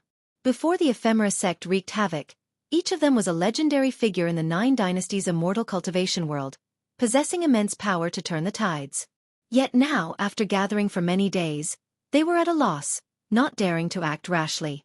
Many unification realm cultivators had already died under the ephemera tree. Some had acted alone, and they had also launched total assaults, all ending in failure, the terror of the mystic heart realm paralyzing them. Tian suddenly raised his right hand. A ring on his index finger emitted a shimmering light that penetrated his brow. His face lit up with joy. Then he lowered his right hand and spoke. Everyone, our Supreme Sect's Supreme Elder, Grandmaster Xuan, has returned and is on his way here. When he arrives, we can follow him in launching an attack. Our Grandmaster Xuan has already attained the mystic heart realm.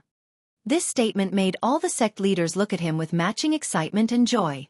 For a moment, the praises for the Supreme Sect rose one after another, making Tian stand up proudly. Although the Supreme Sect was the strongest sect in the Taicang dynasty, it might not rank among the top 3 within the 9 dynasties. If they could achieve indelible merit in facing the calamity of the ephemera sect, they would surely become famous, attracting more families and cultivators in the future. The atmosphere on the cliff improved, and everyone saw hope in defeating the demon of the ephemera sect. Meanwhile, thousands of miles away, under the rolling overcast clouds, hundreds of zhang tall ephemera tree stood like a gigantic demon, towering and ferocious. Vines hung down from the branches of the ephemera tree, most of them with corpses tied to the ends. Some were not completely dead, their bodies trembling slightly, eyes filled with blood, veins bulging in their necks, a pitiful sight. Amid the crowd, Jiang Qiong's delicate brows furrowed as she looked at the hanging cultivators.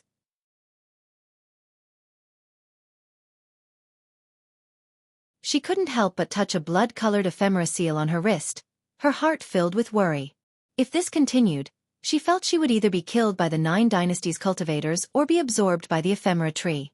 She couldn't just sit and wait for death. But what could she do? The ephemera seal restricted her freedom. Jiang Qiong looked at the middle-aged man beside her and transmitted her voice. Father, do you still trust the ephemera sect? The middle-aged man sitting next to her was her father, Zhang Lang, one of the pavilion masters of the Thousand Autumn Pavilion. He had not only brought Jiang Qiong but also many disciples to join the ephemera sect. Zhang Lang's face was sullen, and he didn't answer. How could he not know he had been played? But what could he do now? There were countless corpses of Unification Realm and Void Crossing Realm cultivators hanging from the ephemera tree. With his abilities, how could he escape? He turned to look in another direction, where 4 cultivators sat on the outskirts of the ephemera sect's million followers, their auras so oppressive that no one dared to act recklessly.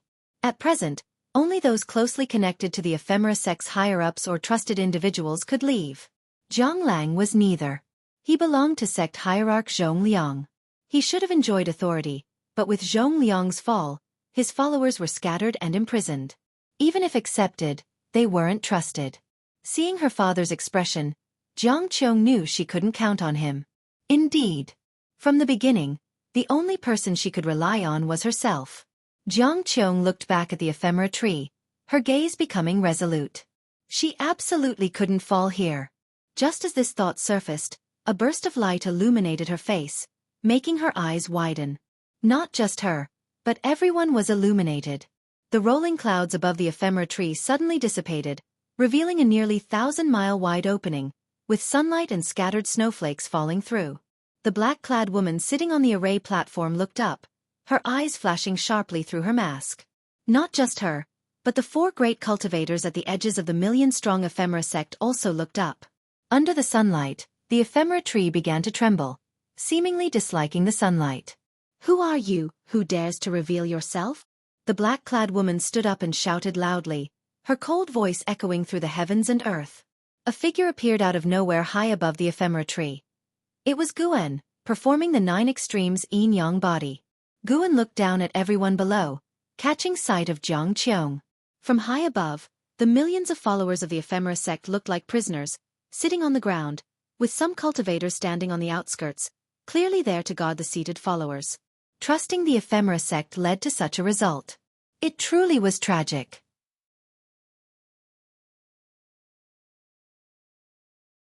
Xuan swiftly cast lifespan detection on one after another. A 2nd-layer mystic heart realm, and 4 9th-layer unification realm.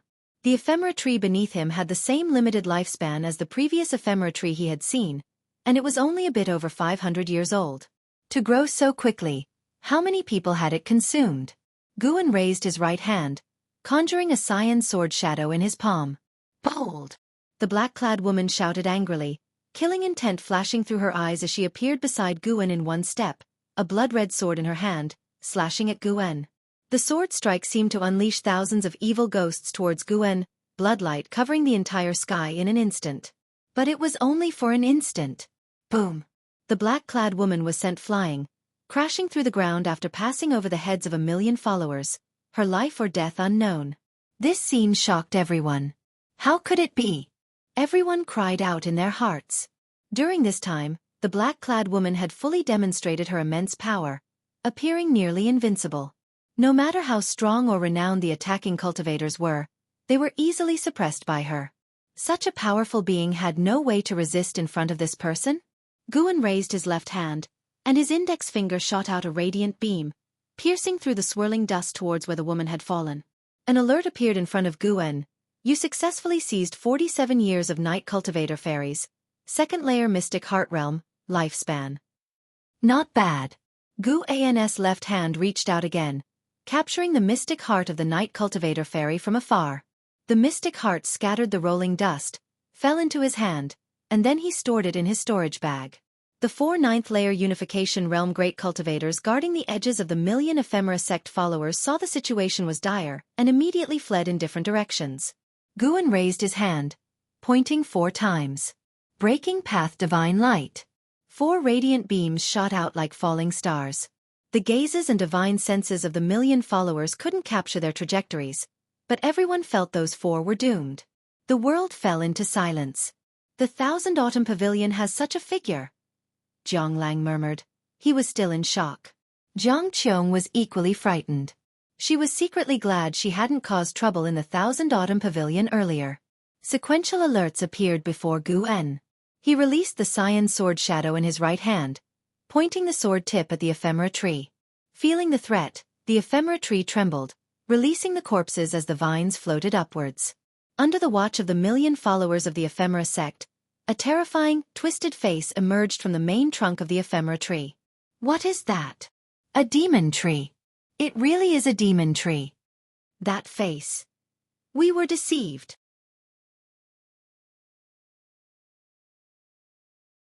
No. Impossible. A deafening uproar erupted among the million followers. Unlike Zhang Qiong, most had come this far still harboring illusions or needing to cling to hope. Rumble. The ground quaked as enormous vines burst through and struck at Xuan, startling the crowd to soar into the sky, with some taking the chance to flee. Yet there were also those, including Zhang Qiong, who courageously charged into the Nine Nether Road. The cyan sword shadow in Xuan's palm burst forth with terrifying sword intent, descending like a divine weapon with dazzling light. That sword intent! Soared Venerable Fudao. During her flight, Zhang Qiong looked up at Xuan in horror. Sword Venerable Fudao was that powerful. The cyan sword shadow, carrying the sword intent of the Taicang divine shocking sword, fell. Cultivators barely lifted off, were unable to flee the battlefield before the cyan sword shadow descended on the ephemera tree. This time, the sword intent was overwhelming, forcefully suppressing the ephemera tree, reducing it to ashes from top to bottom. The sword shadow hit the ground, shattering it, creating faults spreading rapidly in all directions, resembling an expanding spider web from the sky. Xuan watched Zhang Qiong escape into the Nine Nether Road without stopping her. After today, Zhang Qiong would struggle to survive even if she stayed. He sensed dozens of Unification Realm auras rapidly approaching from a distance and immediately vanished. As for the million followers, Xuan had considered slaughtering them but feared many, like Yang and I and Li Ya, had been deceived or forced into the sect, making causality too complex, and he feared killing innocents. Wanton slaughter would be no different from the ephemera sect. He didn't want to be seen as a great demon and later besieged by all. Yet, even so, his earlier sword had still killed many cultivators. That was not Xuan's concern. Everyone must bear the consequences of their choices. Not killing them all was his way of exercising benevolence. Alert after alert appeared madly before Xuan, who vanished from the spot. The ground continued to crack, dust rolling into the sky, billowing and vast. Tian and the others rushed in from afar. The wind mixed with dust blew in their faces, and their divine senses had already detected the destruction of the ephemera tree. Ha ha ha, our supreme sect sword Venerable Fudao has taken action. Tian couldn't help but laugh loudly, boasting of sword Venerable Fudao's strength. Another supreme sect's cultivator? The sect leaders were moved. The previous sword intent had frightened them, making them feel it was impossible to reach such a height in a lifetime of cultivation. After the ephemera sect's destruction, they had to reassess the F.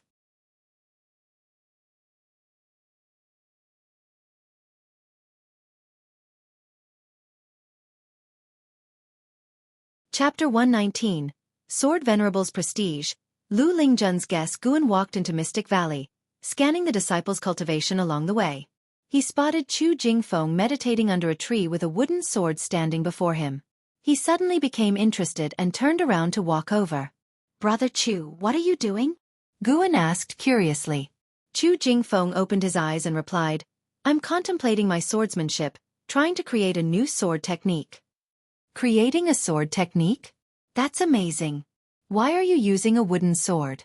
If you need a real sword, you can ask me." Xuan praised him and then took out a treasure sword from his storage bag. Chu Jingfeng's storage bag had long been confiscated, and the spirit stones he earned doing odd jobs were kept in his house. Facing the gift of the sword, Chu Jingfeng shook his head and said, "No need. I want to comprehend pure swordsmanship, deriving it from the heart rather than from the sword itself." It sounded quite profound. Xuan put away the sword and said with a smile, "If you need anything, just come to me any time." After speaking, he headed towards his attic. Chu Jingfeng watched Xuan's back, sensing his joyful mood. Though he is weak, he is always cheerful. Chu Jingfeng watched Xuan's back silhouette silently, feeling a tinge of envy in his heart. Born into a wealthy family, he ended up imprisoned due to the family's power struggle. If he had the choice, he would prefer starting as a servant disciple, to avoid heavy burdens. Chu Jingfeng stopped thinking about it and resumed his sword enlightenment. After cultivating Taoist expansion skill, his cultivation level couldn't increase. He was too lazy to practice other spells, deciding to focus solely on sword enlightenment. Just like that mad swordsman Han Ming of Great Yu, who after attaining sword enlightenment, became unstoppable. Elsewhere. Back in his attic, Xuan sat at his desk and brought up his attribute panel. His lifespan had skyrocketed by more than 300,000 years. This meant that during the extermination of the ephemera tree, he had killed thousands of ephemera sect cultivators. Xuan suddenly understood why there were so many demon cultivators. He tried hard to calm his emotions and maintain his original heart, not falling into the demon path. It's still better to grow flowers and herbs. The lifespan provided by Mystic Heart Realm Great Cultivators is equivalent to that of 5th-tier medicinal herbs. For him, the benefits of killing enemies were not much different from harvesting herbs and might even invite potential trouble. Xuan took out the Green Hero Travelogue to shift his attention. Soon, he immersed himself in the love and grudges between the Green Hero and his beloved. Meanwhile, in the dustless wasteland, many cultivators flew through the air.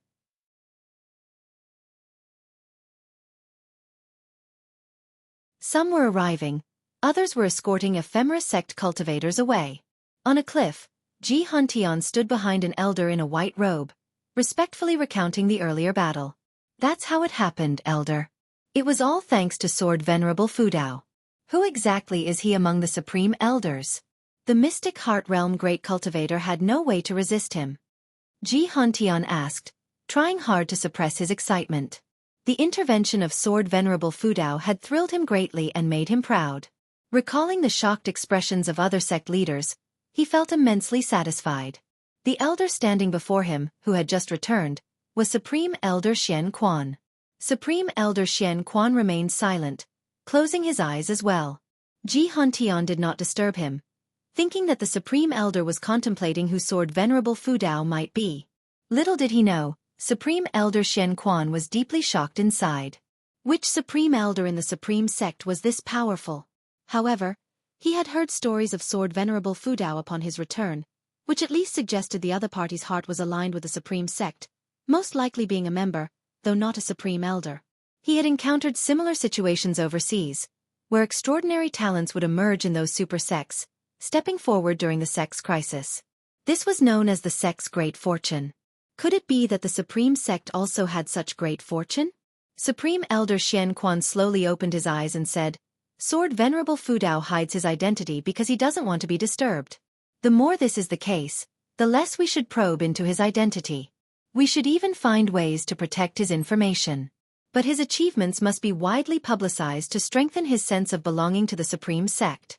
Otherwise, over time, he may leave, feeling that the Supreme Sect has no benefits for him and only drags him down. Elder, I think the same. I've already sent a message to the sect leader, asking him to publicize this matter, Tian said with a smile. The Supreme Sect had survived another catastrophe. According to ancient laws, it would rise triumphantly after a disaster. Go about your business. I'll check the entrance to 9 Nether Road. Perhaps this path could become an opportunity for the Supreme Sect. After saying this, Supreme Elder Xuan vanished into thin air. Tian turned around and left, preparing to discuss with other sects how to handle 9 Nether Road. As the year's end approached, Xuan went to the outer gate city to find Wu Ju, bringing wine and roasted chicken. Seeing him, Wu Ju was delighted, pulling him inside. After closing the door, Wu Ju excitedly said, Brother Gu, why are you here? This was the first time anyone had voluntarily visited him. How could he not be happy? Just to see you, fearing you might be bored.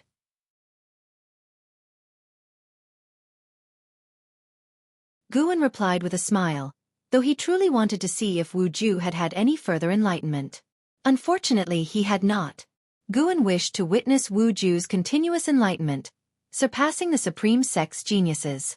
For him, enlightenment was optional. After all, he could increase his lifespan through other means. He considered enlightenment out of boredom and to see if he could find a way to help extend the lifespan of those around him.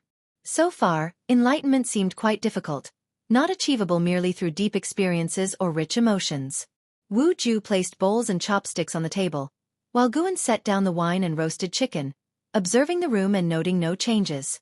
Wu Ju's cultivation had risen from Foundation Establishment Realm 2nd layer at the end of his enlightenment to Foundation Establishment Realm 4th layer. How long had it been? His talent seemed higher than that limited by extreme longevity. Judging by his living environment, it appeared Wu Ju had not sought another master. By the way, have you heard about Sword Venerable Fudao's deeds? He single-handedly defeated the Ephemera sect, unbelievably. Thousands of fellow sects couldn't vanquish that demon, but he killed it in 2 moves. He's even more impressive than Gu Yu from the Supreme Immortal Venerable. While pouring wine for Guan, Wu Ju said with a smile. The Supreme Sect was already abuzz with Sword Venerable Fudeo's legend, and not just Wu Ju, servant disciples from the Third Medicine Valley and Mystic Valley were discussing it.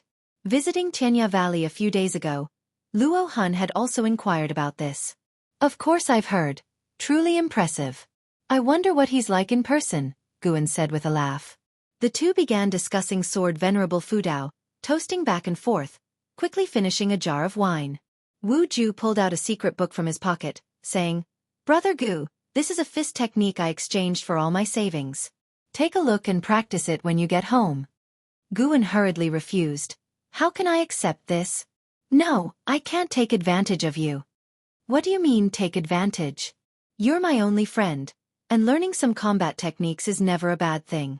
I've come to realize that the immortal cultivation world is rarely peaceful for decades, with conflicts between righteous and demonic paths erupting frequently. Wu Ju said earnestly. Hearing this, Guan had no choice but to accept. He began to read through the fist technique. Sunset Fist. After a quick look, Guan memorized it all and returned the secret book to Wu Ju. Wu Ju was stunned, asking, So quickly? You don't like it?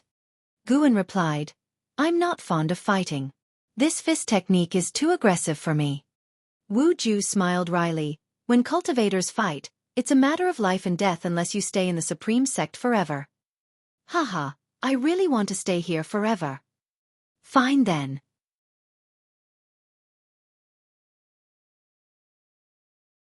Not wanting to take advantage of him, Guan took out a swordsmanship book, saying, I have a sword technique here, would you like to see? No need. Though I respect Sword Venerable Fudao, I don't like using swords. Or rather, I don't like using magic artifacts in battle. I only trust my fists and feet. Wu Ju waved his hand, displaying his muscular arm. Guan chuckled and took out the Gale's Shadowless Leg secret book, saying, How about this one? Wu Ju glanced at it, instantly unable to look away. It sounds impressive. Must be valuable? No worries, take it. If you become important in the Supreme Sect one day, don't forget about me. Guan said. Hearing this, Wu Ju hesitated no longer, eagerly taking the book and reading it intently. Guan picked up his wine bowl, gazing at the focused Wu Ju. Who could imagine his demeanor 1,000 years from now? With the arrival of spring, the snow season extended, not ceasing even by the time of the spring festival. The Third Medicine Valley became lively, with the attic area adorned with lanterns and festive decorations. The disciples were busy, their faces beaming with smiles. Guan sat at a long table in the courtyard, watching the bustling disciples with a smile. Having many people was good. No need for him to toil. Guan glanced at Lu Lingjun, who was making paper cuts among the female disciples, looking virtuous and gentle, contrasting her Unification Realm 9th layer cultivation level. Xuan approached excitedly. Senior brother, they're building a statue of Sword Venerable Fudao next to the Heavenly Repair platform. It's grand. You must see it next time you go. He had also started cultivating the Taoist expansion skill, though less enthusiastically than Chu Jingfeng or Lu Jiujia. He had accepted his aptitude and enjoyed life honestly. Guan could only respect this, as forcing cultivation was not possible. Besides, practicing the skill seriously only delayed aging, not prevented it. Is that so? I should indeed take a look. Guan raised his eyebrows and smiled. The Supreme Sect's attitude pleased him, giving him due respect. Xuan continued narrating changes in the outer gate as Guan sensed LV Batian flying over. Soon, LV Batian landed. Xuan immediately got up and left, not daring to intrude. Let's talk inside, LV Batian said, making his way into the attic. Lu Lingjun glanced over, curious. What was Gu An's true identity? Why did this Unification Realm 9th layer great cultivator constantly seek him? Could Guan be hiding his cultivation, not as weak as he appeared? These thoughts swirled in Lu Lingjun's mind, urging her to find an opportunity to talk with Xuan. Meanwhile, inside, Guan shut the door, and LV Batian placed a restriction, then sat down asking, There's a great opportunity, do you want it?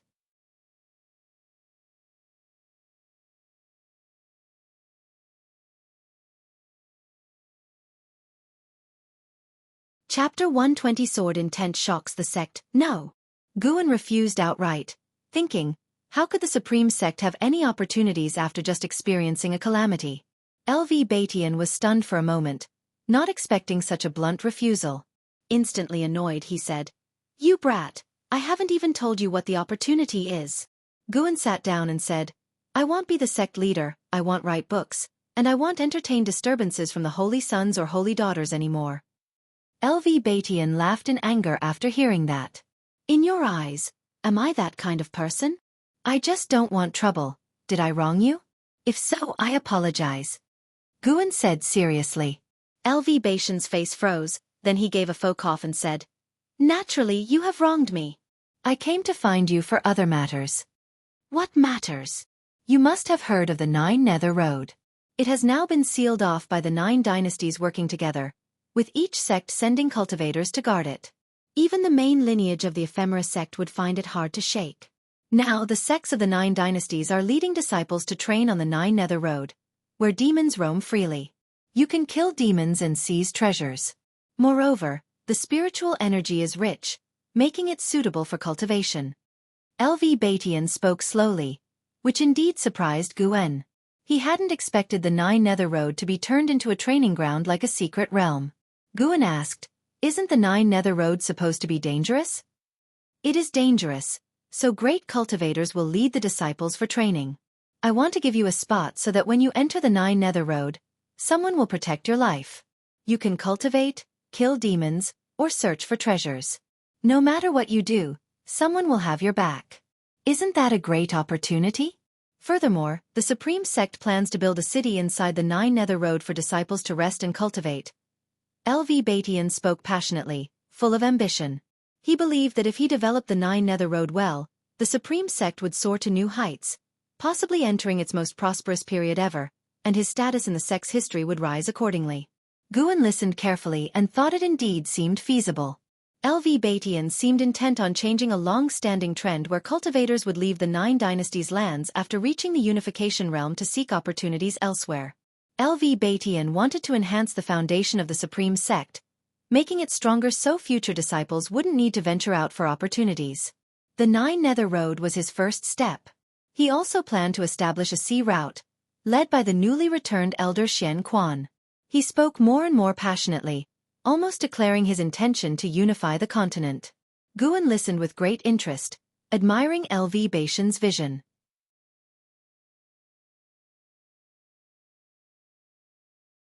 The stronger the Supreme Sect, the better it would be for him to benefit from its shade.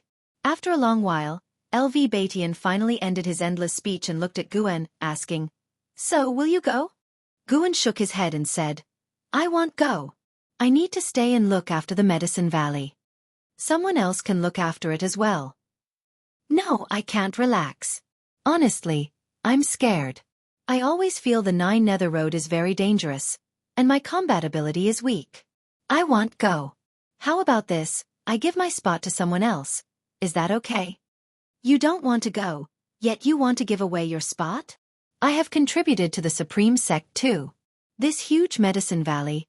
I didn't embezzle anything. Shouldn't you reward me?"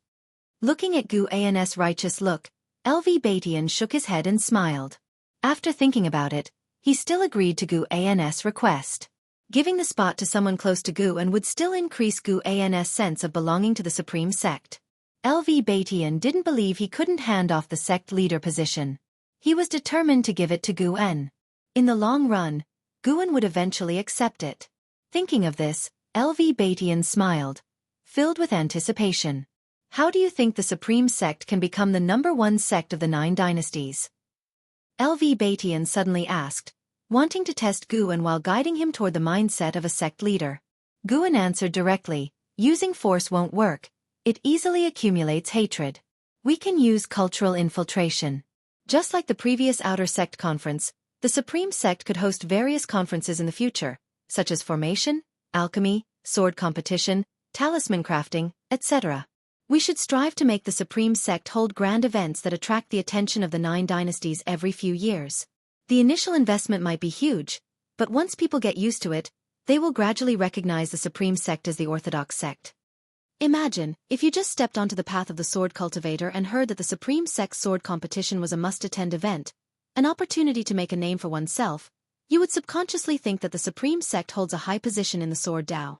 When people frequently mention the Supreme Sect, or when the Supreme Sect becomes the most frequently mentioned sect by the populace, the Supreme Sect won't be far from becoming the greatest sect. Of course, the sect's own strength is the most important. Guan spoke eloquently. After hearing LV Batian's long talk, he decided to pontificate.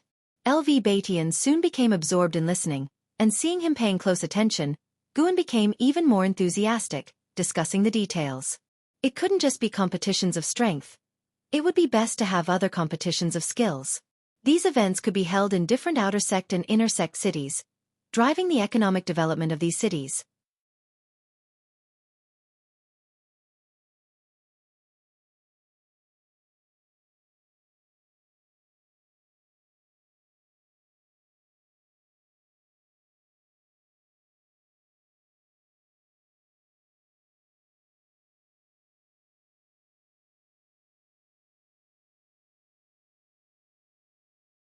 Chapter 121. The Battle of the World's #1 and Hao's Taicang Divine Shocking Sword Intent shook the entire Supreme Sect, causing countless disciples to discuss it fervently. The sword intent lingered for several hours before it dissipated. In the following days, various rumors emerged. The only certainty was that the pressure came from a sword intent, which led to an increasing number of sword cultivators gathering at the Heavenly Repair platform. Guan's days had been quite peaceful. He moved between the 3 medicine valleys, occasionally visiting the Mystic Heaven Cave Mansion at night, and spent the rest of the time enjoying life. In the blink of an eye, half a year had passed. Guan turned 62 years old. The news of Sword Venerable Fudao's eradication of the ephemera sect demons had just truly spread throughout the immortal cultivation world. Guan often heard people in the outer sect talking about it, and Sword Venerable Fudao had already earned the reputation of being the foremost sword cultivator of the Taicang dynasty. Some even thought he was the best in the world. That day at noon, Guan stood at the edge of the Heavenly Repair platform, looking at the 100-foot-tall stone statue ahead, feeling pleased.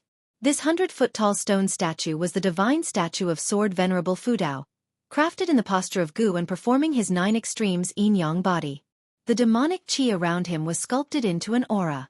The statue had one hand pointing diagonally and the other holding a sword, exuding an imposing air. At this moment, it wasn't just Guan who was observing the divine statue of the Sword Venerable. There were also over a dozen others gazing up, each discussing among themselves. Listening to their words of admiration for Sword Venerable Fudao, Guan felt even more delighted.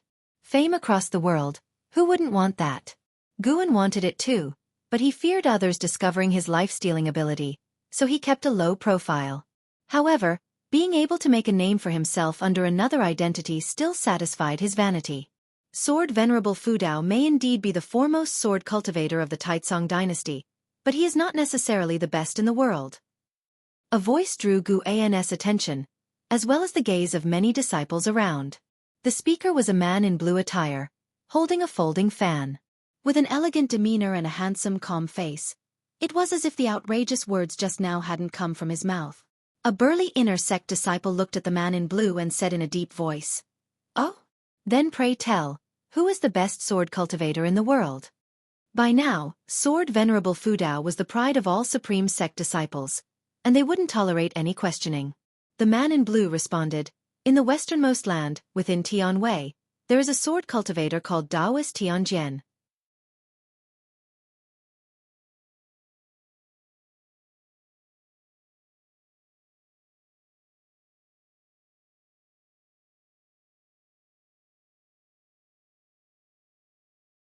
A reminder that my position as sect leader is unstable." LV Batian's eyes turned deep, and his tone became elusive, making it unclear what he was thinking. Guan couldn't help but laugh and said, "If that's the case, hasn't Chu Tianqi already perished?" LV Batian asked, "Do you think he hasn't?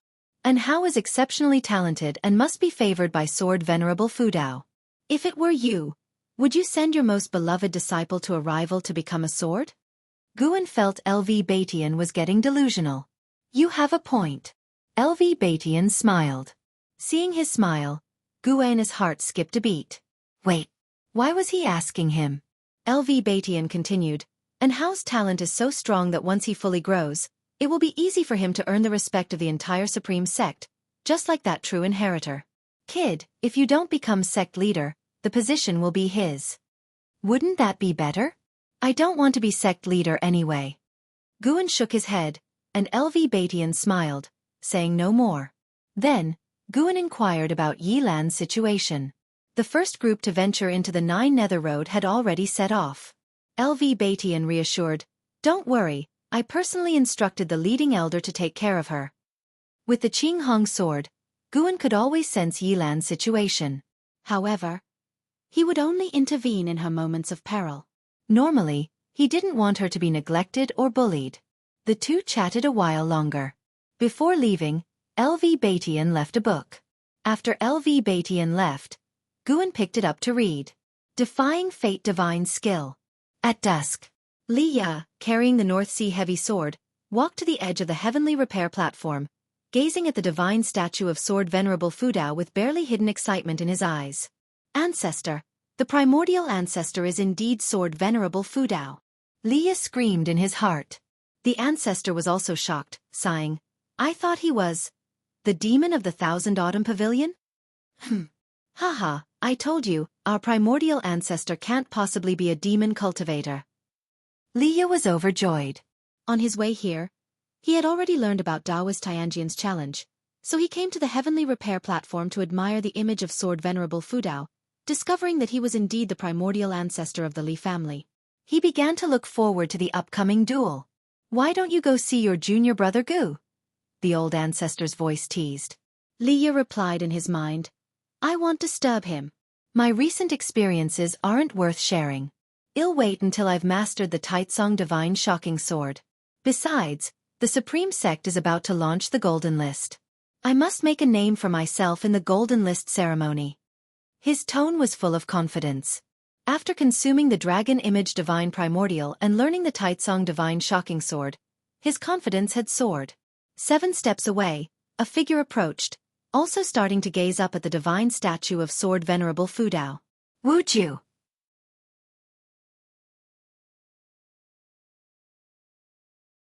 He looked at the divine statue of Sword Venerable Fudao, his eyes filled with sorrow. "Master, you always respected Sword Venerable Fudao. It's a pity you can't witness the upcoming duel." Wu Ju thought silently, contemplating deeply. Gradually, he began to enlighten the path. Li Ya, after watching for a while, turned to leave. "Wait!" The old ancestor's voice suddenly rang out.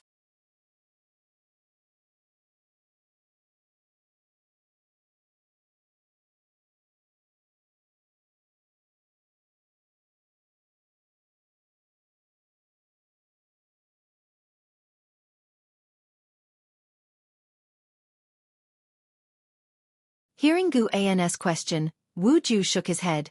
"It's fine just like this." He didn't trust others, especially since there had been internal strife in the Supreme Sect before. The former sect leader even conducted a blood sacrifice on his disciples, making him wary of the Supreme Sect. Guan took a storage bag from his waist and handed it to him. Wu Ju was suspicious, took the storage bag, and probed inside with his divine sense. His face turned pale, quickly pushing it back, saying, "Brother Gu, I can't accept this. How do you have so many?" He had always thought Guan was an ordinary lowly disciple like him but didn't expect Guan to have so many elixirs. Guan smiled. "I am the Valley Master of Medicine Valley. These are elixirs I have refined. Just accept them. I'm not too eager to become strong. I fear fighting the most. Growing flowers and plants is my joy, so the elixirs suit you better. When you become strong you must protect me." "But this is too much." Wu Ju hesitated. "You said I'm your only friend. Just accept it. If you feel bad, consider me your elder brother. An elder brother is like a father. As your teacher, I will take good care of you. I have plenty of elixirs." Guan made funny faces, making Wu Ju smile and glare at him. "I'm 2 years older than you. I should be the elder brother." "Forget it. Your temperament is not as mature as mine." They began to bicker, and the smile on Wu Ju's face grew wider. In the end, Wu Ju accepted the storage bag, secretly vowing to never let anyone bully Guan in the future. They continued drinking. After 30 minutes, a loud voice echoed through the outer gate city. I, Taoist Tianjian, have come to challenge the sword venerable Fu Dao of the Supreme Sect. As the voice fell, a vast majestic sword intent enveloped the entire outer gate city. Wu Ju's expression changed immediately, turning to look. Guan had already sensed Taoist Tianjian's presence, so he remained unmoved. Taoist Tianjian was indeed very strong, even slightly stronger than the Night Cultivator Fairy of the Ephemera sect. He was estimated to have the cultivation level of the 4th or 5th layer of the Mystic Heart Realm. Reaching the Mystic Heart Realm, a small realm gap was difficult to surpass. No wonder Taoist Tianjian dared to come. Guan stood up, saying, I just remembered I have something to do at the Elixir Hall. I need to quickly get it done so I can watch the battle between Sword Venerable Fu Dao and Taoist Tianjian. I'll come find you afterward. With that, he hurriedly left. Wu Ju didn't have time to stop him. After going downstairs, Wu Ju leaned out the window and shouted, Hurry up! Guan waved without turning back and quickly disappeared around the street corner. Taoist Tianjian has come. The outer gate city stirred, with more and more cultivators flying out, searching for Taoist Tianjian's figure in the sky.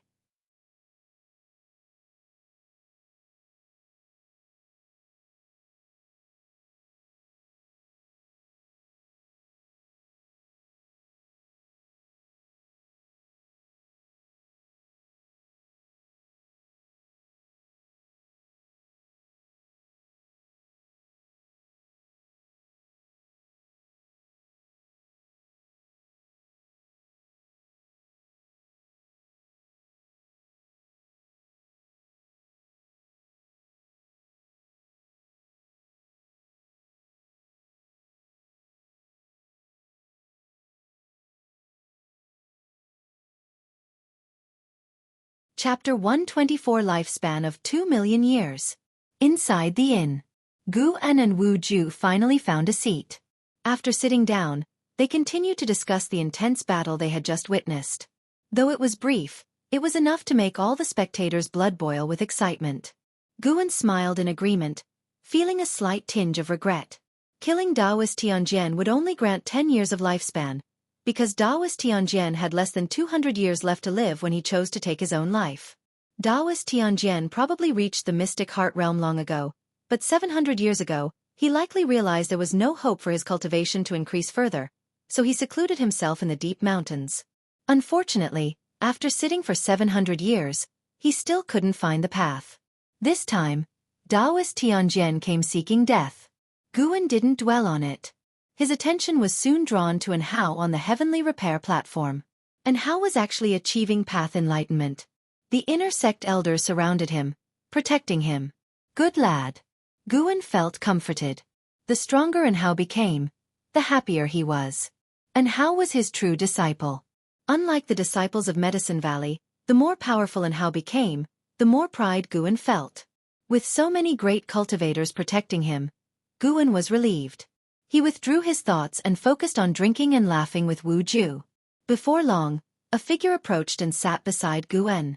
She nonchalantly handed him a drawing. What do you think? How is the drawing? Shen Zhen asked with a smile. Guan took a careful look.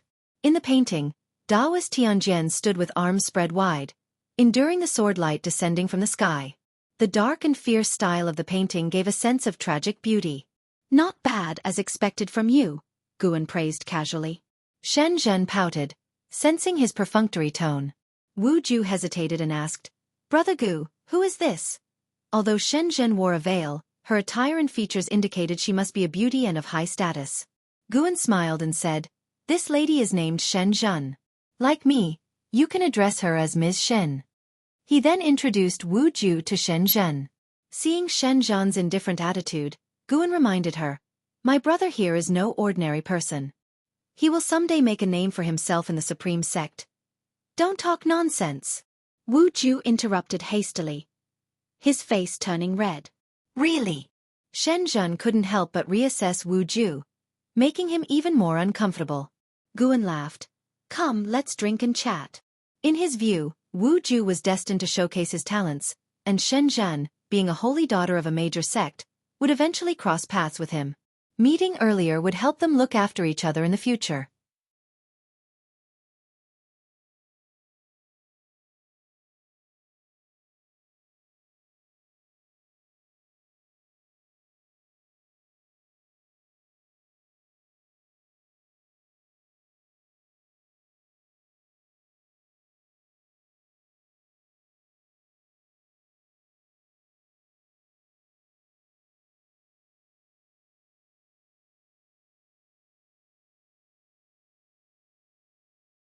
Chapter 125. Golden List's Note, Ghost in the Night. The person behind him is not simple.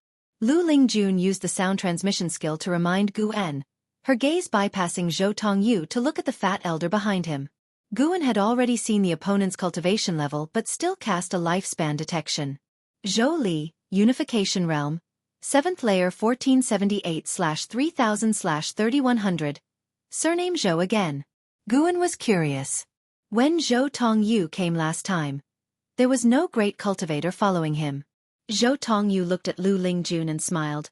Brother Gu, it's been many years, and you have experts protecting you. It seems you have done quite well these years. Guan smiled and asked, I wonder if Brother Zhou is here to participate in the Golden List tournament this time? Indeed, this time, I aim to take the top spot and become famous.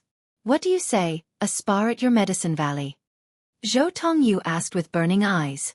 Although it had been many years, Gu An's cultivation level was still mediocre, but he felt Guan had his strengths. Guan shook his head and said, Forget it, I won't ask for trouble now. Supreme Sect is full of geniuses these days. You should find someone else. Haha, I came early to visit after hearing of Enhao's fame. Since you are unwilling, I will go find Enhao now, Zhou Tongyu said laughingly. After speaking, he turned and left. Zhou Li, in the Unification Realm 7th Layer, smiled and nodded at Lu Lingjun, then followed Zhou Tongyu.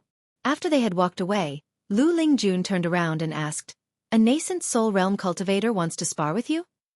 Zhou Tongyu had already achieved the nascent soul realm and did not conceal his aura at all. At that time, he suppressed his cultivation level to spar with me, and I slightly had the upper hand, Guan said, pretending to be proud. Lu Lingjun chuckled and said, I didn't think you had this skill. Indeed, appearances can be deceiving. After 5 years together, they were already familiar, lacking formalities. Of course, she still had grievances regarding LV Baishan's arrangements, so her attitude towards Guan was not as respectful as before. What are you saying, am I not handsome? A bit handsome, good enough to be a cauldron for a female demon. Cough, cough, you are a female cultivator. Please mind your words. Guan gave Lu Lingjun a sidelong glance and then walked forward. Since Lu Lingjun was sent back, her temperament had changed, and Guan felt awkward. Knowing he was at fault, he could only compromise. Blame LV Batian. What kind of arrangement was this? Guan didn't need Lu Lingjun's protection. Fortunately, Lu Lingjun was also slack. The reason she came to the outer sect today was for her matter, and she just accompanied him. Lu Lingjun looked at Gu An's back, snorted, and then walked in another direction. Guan prepared to visit Wu Ju.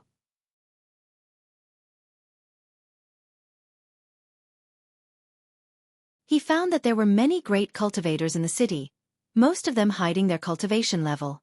It seemed that the Golden List tournament would cause trouble. If the Supreme Sect succeeded, it would be easier to host such tournaments in the future, and other sects would not sit idly by. Guan was not worried at all. Besides Xuan, another Supreme Elder had recently returned to the Supreme Sect, whose cultivation was slightly weaker than Xuan but still in the Mystic Heart Realm. With 2 Mystic Heart Realm Elders guarding, it would not be easy for other sects to shake Supreme Sect. In 30 minutes, Guan arrived at Wu Ju's courtyard. Wu Ju was practicing punches in the yard, without mobilizing spiritual power, only practicing moves. Bare-chested, he looked very strong, and each punch could shake the space. Wu Ju, Foundation Establishment Realm, 9th Layer 69/350/3500. His maximum lifespan had increased again. Guan noticed that whenever he did not check on Wu Ju for more than 2 months, Wu Ju would gain enlightenment. In 1 year, he visited every month, but Wu Ju could not gain enlightenment. After enlightenment, Wu Ju emitted a solitary, lonely aura. This made Guan have odd thoughts. Could it be that as long as Wu Ju is neglected, he will gain enlightenment? He decided not to check on him for the next year and see how far Wu Ju could gain enlightenment. Guan hoped that Wu Ju would catch up with Anhao. This way, Anhao would have more rivals and not become overly arrogant. Smooth sailing was not always good. Seeing Guan, Wu Ju glanced at him without making a sound. "Look what good thing I brought you." Guan's voice came. Upon hearing, Wu Ju reluctantly walked towards Guan and asked, "What good thing?" Guan took out an invitation from his storage bag, with golden edges and a red background, engraved with 4 large characters. Golden List Tournament. How do you have this?" Wu Ju asked in surprise. The Golden List Tournament was not for everyone. Participants needed certain fame and had to pay 10 top-grade spirit stones for an invitation. The rewards for the Golden List Tournament were also very rich. The top 100 winners all received prizes, with higher ranks yielding better rewards. Wu Ju had naturally heard of it and envied those talents. Guan smiled proudly and said, "I put in a lot of effort. But with my cultivation level, it's useless to participate." Wu Ju shook his head. Guan comforted him. "Don't worry. The Golden List Tournament compares talent, not cultivation level. As long as your strength in the same realm is strong enough, you can stand out." Really? Since he set the rules, how could it not be true? Guan thought to himself. Wu Ju lacked resources. Staying hidden was not a solution. In reality, Wu Ju wanted to stand out but was too shy to ask for help.